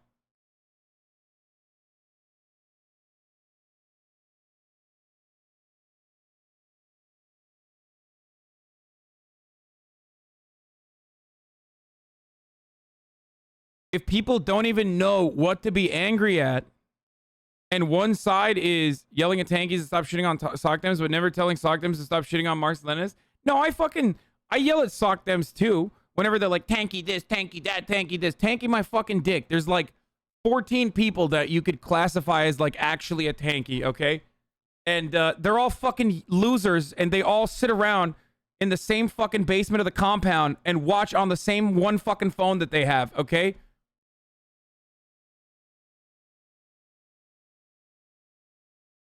Anyway.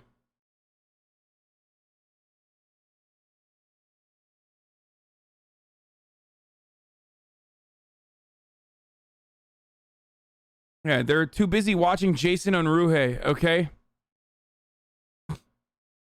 Type. There are plenty of reasons, other than envy or fear of envy, to oppose an economic distribution where some people have billions of dollars while other people are dying because they can't afford insulin. Objectively, that is not an efficient use of resources to promote human well-being. And personally, I just don't want to live in a country where people are dying because they can't afford medicine. And I'm willing to pay however many taxes it takes for that not to happen. So while I'm putting down straw man versions of my argument, I'm also not saying, oh, let's just stop being envious. No, that's impossible. I think envy is like libido. It's a basic force of human nature that's more or less unstoppable. But with the right leadership, I think that envy can potentially be sublimated or redirected into something more constructive. Because raw envy, is a very bad basis for egalitarian politics. It often targets the wrong people, like millionaires instead of billionaires, and eventually it turns the revolution against itself, and you get the circular firing squad, the self-cannibalism. The problem I see on the left today is that without any genuine political outlet, resentment mostly manifests as morality. Morality itself being a way to vent envious aggression and vindictiveness. On the left, we claim to be so impersonal, right? We're all about structural analysis, the material conditions, systems of power, intersectional identity hierarchies. Yeah, well, fucking everyone except for even members of the PSL, apparently, that behave a lot like anarchists, which I have a lot of respect for. Again, forefront of the fucking mutual aid stuff and forefront of activism for the most part. But, you know, horrible on Twitter. Just like, I can't. Please stop talking on Twitter. And it was very shocking to see so many PSL members, like, actively behave in that exact same way, where it's like, fuck you, dude. You fucking fuck. You fucking, you have no ideology. You're a grifter. But if you look at what people actually spend their time doing here, it's all this obsessive moral policing. I wonder if because leftists can't seem to win on any major political stage, we feel disempowered. And so this moral fanaticism is a psychological substitute. Like with Marie Antoinette, it's easier to blame people than systems. Also, structural analysis is very boring, and destroying people with gossip is extremely entertaining. This obsessive moral policing also gets turned inward and becomes leftist guilt. You know, this useless, internalized scolding. I think I'm done with my makeup. What do we think? Leave a comment. I'm always hesitant to do anything about skincare. Since last time I did skincare, I was critiqued by Hiram. So I am going to spray my face a couple times with this Tatcha skin mist, if that's okay with Hiram. It feels good to finally address this feud. Clear the air. I look a lot better with makeup. I don't want to say that I don't have natural beauty. It's just that it's very much enhanced by painting a different face on top of my face. But hey, at least this way I've kind of earned it, you know, because it's my skill. So there's a podcast called Guilty Feminist that's been running for years. And I haven't listened in a while, but in the early episodes, they'd bring on these women who would confess their feminist sins. You know, hi, my name is Amber. I'm a feminist, but I enjoy being choked in bed. It's hard being a woman. Not only are you being choked, you also feel guilty about it. The same moral hand-wringing happens with body positivity. When you make loving your body into a moral imperative, not only are you still going to hate your body, but now you're also going to feel guilty about hating your body because it makes you a bad feminist. So there was one problem. And now there's two problems. Thanks, morality. That's very helpful. Now I want to take a moment to acknowledge that a lot of conservatives have made some version of the argument I'm making in this video. For example, Jordan Peterson and Camille Paglia have argued that academic postmodernists are motivated by resentment. The argument is that deconstructionist literary theory is a kind of envious vengeance against the beauty and virtuosity of canonical great art. And yeah, there's probably some truth to that. A lot of academics are failed artists, but I was even more manqué than that. I've noticed that working class, non-academic socialists do tend to be more productive and more self-advancing, involved in unionizing or organizing. Whereas, it's usually people who went to college. I went to college! Presumably because they had middle-class ambitions at some point, but whose middle-class ambitions have failed, who become the great critiquers of capital. I mean, I can tell you from experience that when I was eating Chef Boyardee over my master's degree, that's when I was most likely to say things like, according to Antonio Gramsci, in the logic of late-stage capitalism, the culturally hegemonic neoliberal ideology manufactures the consent of the subaltern. So point taken, but some conservatives take this argument way too far and try to argue that the entire left is nothing but a coalition of resentment. Like there's a video on YouTube of the philosophy professor Stephen Hicks doing a version of the postmodernism is resentment argument, and in the comments section there's a bunch of people saying, this describes Black lives. Most actual leftist organizations are focused on building class consciousness, at least in my experience, kind of like how people organizing unions aren't trying to strike tomorrow. Yeah. It is kind of odd that like most fucking labor union organizers don't hate me, but a lot of fucking apparently PSL Twitter accounts do, even though they do organize well too, for as far as I've seen. and anarchists. Other than like anarchists and famous PSL Twitter people, most labor organizers like me a lot. I don't know why.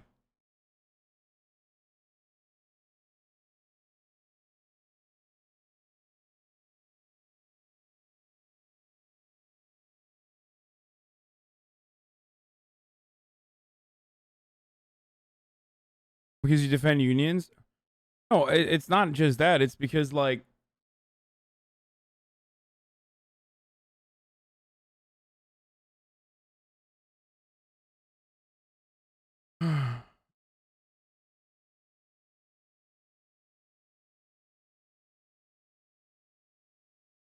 you ever laugh? No, I never laugh. What is this? Oh shit. Jesse Jackson has COVID. That sucks.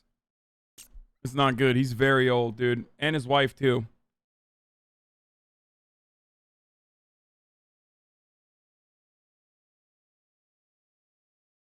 Lives Matter, Antifa, and the Democrats. Does it though? I mean, any political movement is gonna have people in it who suffer from resentment poisoning. But Black Lives Matter, at its core, is about the right not to be murdered by police. The slogan, Black Lives Matter, is an affirmation of the value of black life. So that seems like something even Nietzsche would approve of. Huey Newton, the co-founder of the Black Panther Party, was inspired by Nietzsche to create the slogan, all power to the people. When we coined the expression all power to the people, we had in mind emphasizing the word power, for we recognize that the will to power is the basic drive of man. But it is incorrect to seek power over people. We have been subjugated to the dehumanizing power of exploitation and racism for hundreds of years, and the black community has its will to power also. What we seek, however, is not power over people, but the power of control of our own destiny. That, to me, is a role model for how to do identity politics without centering resentment. It's instead an affirmation of self-determination and self-respect. Like Nietzsche would say, it's saying yes to yourself. Whereas if your whole political project is defined in the negative, then you're allowing yourself to be defined by your enemies. I find feminism is prone to this, where even, and in fact especially, the most radical feminists... Shall we call Huey a tanky? Of course they would, dude. I mean... what do you call it? Fred Hampton was a Maoist, so... Yes, the Black Panthers were, a lot of Black Panthers were literal fucking Maoists, dude. So yes, like it was a Maoist organization. So yes, they were, in every sense of the word, what chatters would consider tankies.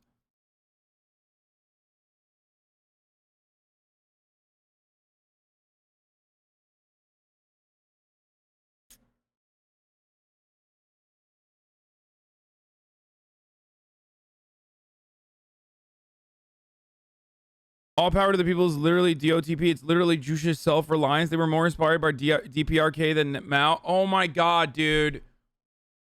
What the fuck are you talking about, dude? What is that?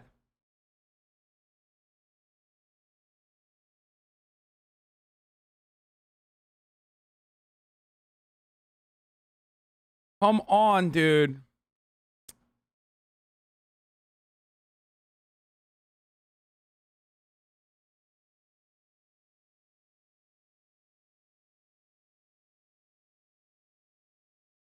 Smartest Jusha stan. It's just like, I don't get it. I will never understand it. I don't know how you can be like, Jusha was very good.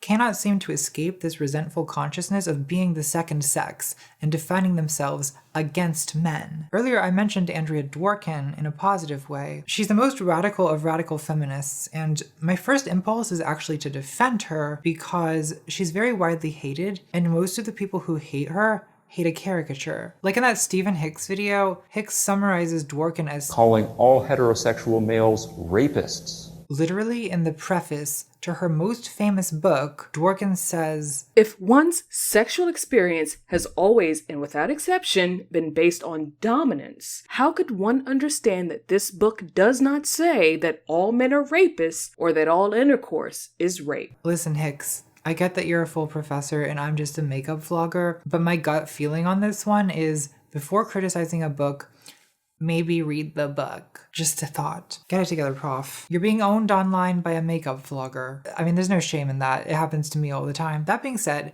I do think that Hicks is coincidentally correct that Dworkin is a theorist of resentment. What Dworkin does say in this resentful feminists book is arguably even more bleak than what is falsely attributed to her. The book is called Intercourse. She wrote a book called Intercourse. Imagine writing a book called Intercourse. I can actually easily imagine that. Never mind. So this is an argument about the meaning of sex. Penetration, to be specific. Dworkin argues that penetration expresses domination, invasion, occupation, possession, contempt, degradation. So it's against the Freudian male castration anxiety interpretation. What where the it's, fuck? You know, fear of being devoured by the woman.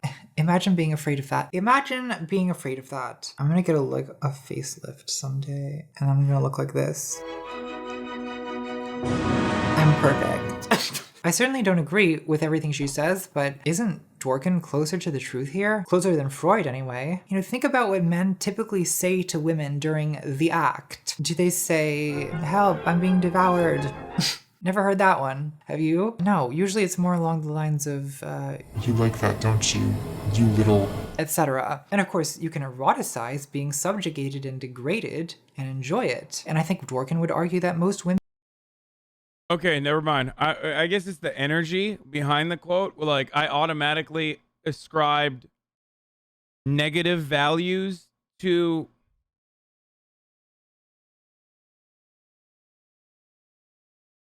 that concept of domination. But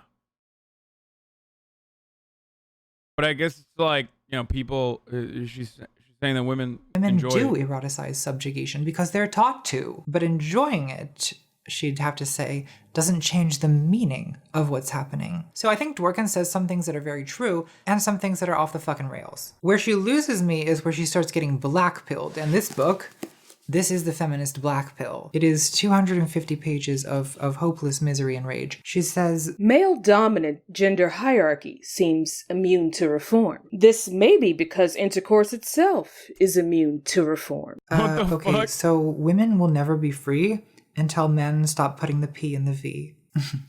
We can dream, Andrea.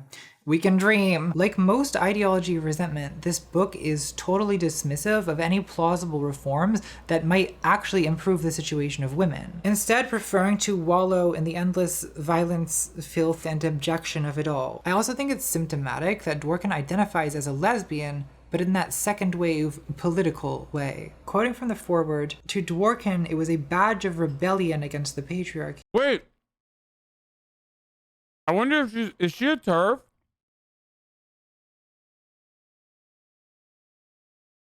That's really interesting that ContraPoints is like talking about Dworkin without...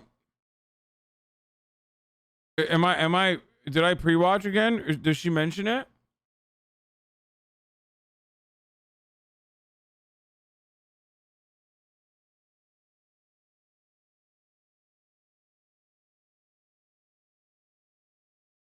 Oh, she was a trans ally. Oh. Never mind. That's nice as hell. Never mind. The reason why I made that assumption is not because, like, you know, British lesbians are always TERFs for some fucking weird reason, even though she's not British. But because she said the penis vagina thing, and oftentimes, especially second wave feminists that are talking about like penis and insertion, do not have a broader, all-encompassing view on womanhood that involves trans women. That's why I said it, because like the way she was talking about TERFs are overrepresented on Twitter. Yeah.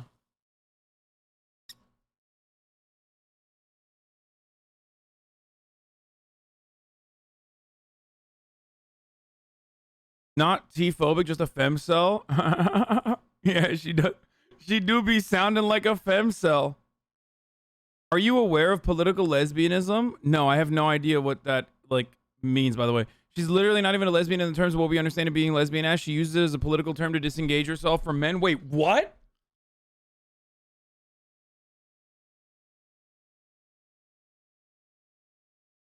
Oh my god, I don't know anything about this person, but this person seems fucking awesome. I need to... Wait, did Natalie just say that in the video? In 30 plus years of knowing her, I've never heard of a single romance with a woman, not one. This is not surprising to me from the author of a 250-page book about sex that not once pauses to even imagine the possibility of intimacy between women. Because it's not a lesbianism that's about saying yes to women. It's a lesbianism that's about saying no to men. You know, people think that lesbians are the biggest man-haters. You're so straight, how have you never heard of political lesbianism? Dude, I don't fucking know. I think that's true. I think lesbians just don't think about men that much. The only men I think about are Fred Nietzsche and Oedipus the King. It's straight women who are usually the real man-haters because they're stuck with this. And love is closer to hatred than neutrality. So what does Andrea Dworkin actually want? What would she say yes to if she said yes to anything? Sometimes women have trouble saying what they want because no one ever told them they could. Romance. That's what Joan Didion said is the real desire of the women's movement. Joan Didion, of course, being not like other girls. Dworkin offers occasional glimpses of a positive desire. Despite all efforts to socialize women to want intercourse, women still want a more diffuse and tender sensuality that involves the whole body in a polymorphous tenderness. That does sound nice. I'm so... Wouldn't political lesbianism be queer baiting? Fucking got him. Oh, Andrea Dworkin canceled, bro. Let's go.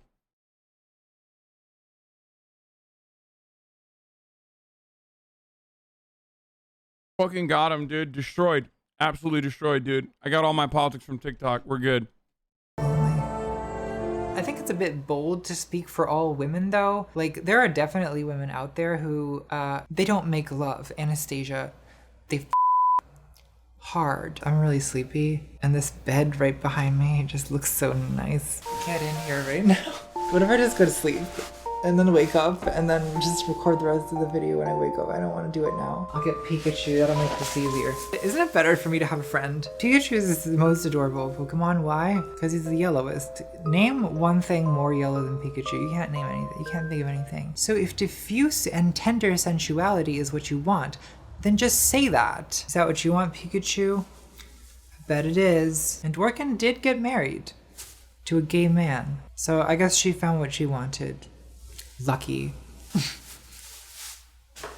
Envying Andrea Dworkin. Is that really what we've sunk to around here? You know, I've been noticing the poison creeping into my mind lately. I know this isn't very original, but I had a bad year. You know, I fell in love with my best friend like a gay idiot, got my heart comprehensively broken, and then COVID hit and gave me a year of solitude to spiral deeper into a hell of my own making. You know, I stopped saying yes to life, and I started saying yes to chasing the dragon, by which I mean playing Spyro the Dragon. One of the...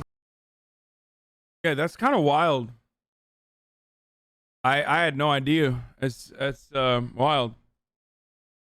Probably a great game, though. A great video game that we're talking about. I've never played it. She's not talking about video games. She's talking about heroin.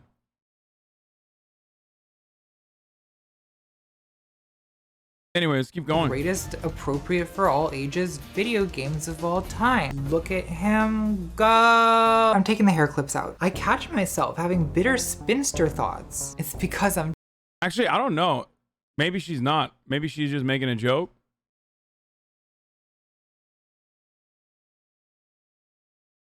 Because I don't know.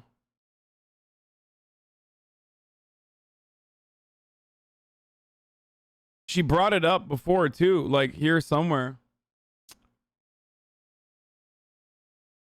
That was not an exclusive joke to... That was not the only joke about doing heroin. For the record, in the entire video, there's a bunch of other chasing the brown tiger. Yes, exactly. Maybe she actually likes games unlike you. Yeah, she probably meant like Tekken. When she said chasing the brown tiger, that's probably what she was fucking saying.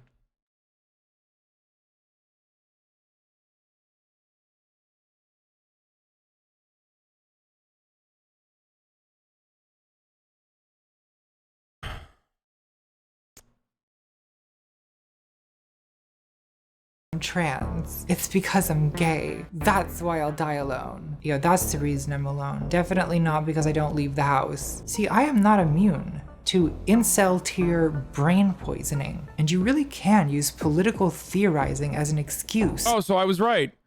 My sweet Grams, 2020 really got the best of me. Starting in a bad place. Quarantine locked me there. Feels like I lost a whole year. First emotional permafrost, and then to being a goddamn junkie, literally opium. Not very smart, I know, but it's hard to do the things that mutes all pain. Amazing. We aren't addicts. Nearly 5 weeks I've been off it, feeling like to be here alive, very sober and soberish and ready to try again. Anyway, I know sequins are traditional, but I'm not in a good mood. I look like a vampire goth lurking in a princess bedroom. Maybe comment on that. What's up, chat?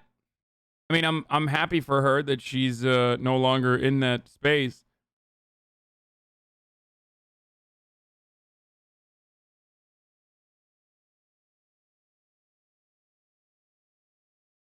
I'll take my L. Yeah, don't worry, dude. Hey. Wrap it up in a doggy bag. Take it home with you, okay? You can have the rest of it later. Put it in the fridge. Keep going. Not to fix your life. Society did this to me. A transphobic society made me hate myself. Well, yeah, that's true. But at a certain point, you have to take responsibility for your own mind and decide to stop being an accomplice in your own annihilation. Since we keep referencing Paradise Lost, the mind is its own place and in itself can make a heaven of hell a hell of heaven. Yes, squad. So I asked myself, what kind of mind do I want to be? Do I want to obsess over what I lack, concede society's judgment of my inferiority, become a self-hating, self-pitying, envious, resentful little nothing? Or do I want to get off the goddamn floor, stop chasing the dragon, and say yes to life? The answer, of course, is that I long to return to the sweet womb of my dark mother. But we're not gonna do that because there's plenty of time to numb the pain after you die. The sweet embrace of death is the darkest mother of all. Also, nothing is less attractive than an envious, resentful, self-pitying person. Which is precisely why you have to couch it in ideological, moral posturing. It's a double whammy for leftists who routinely want to show themselves as the leftiest person of all. There is no one more lefty than me. Ted Kaczynski. That's right. He was the leftiest. He literally was like, oh, yeah? How about that? Oh, you don't want me to, participate in society? Guess what? I won't fucking do it. I will not participate in society.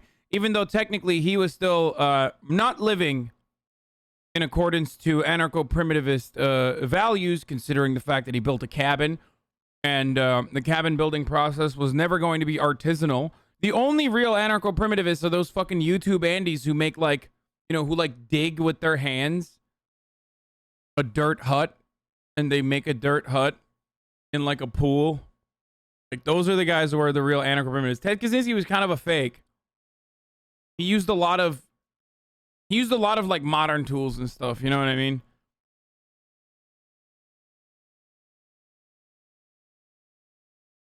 You know? Wait, hold on. How much have you donated to the cause that you preach? I donated my entire dick to the cause, your mother's vagina, every night. So you should ask her about my donations of semen. I hope that was good for you. Ludicrous chimp.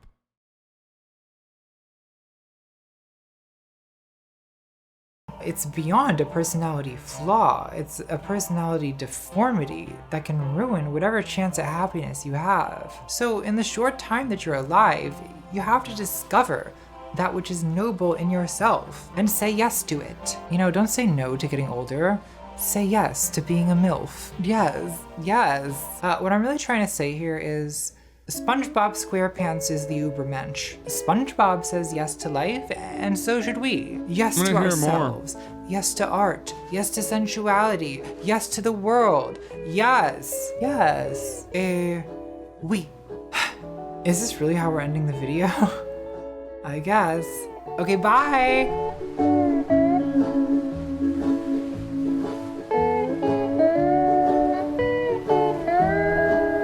This was really good.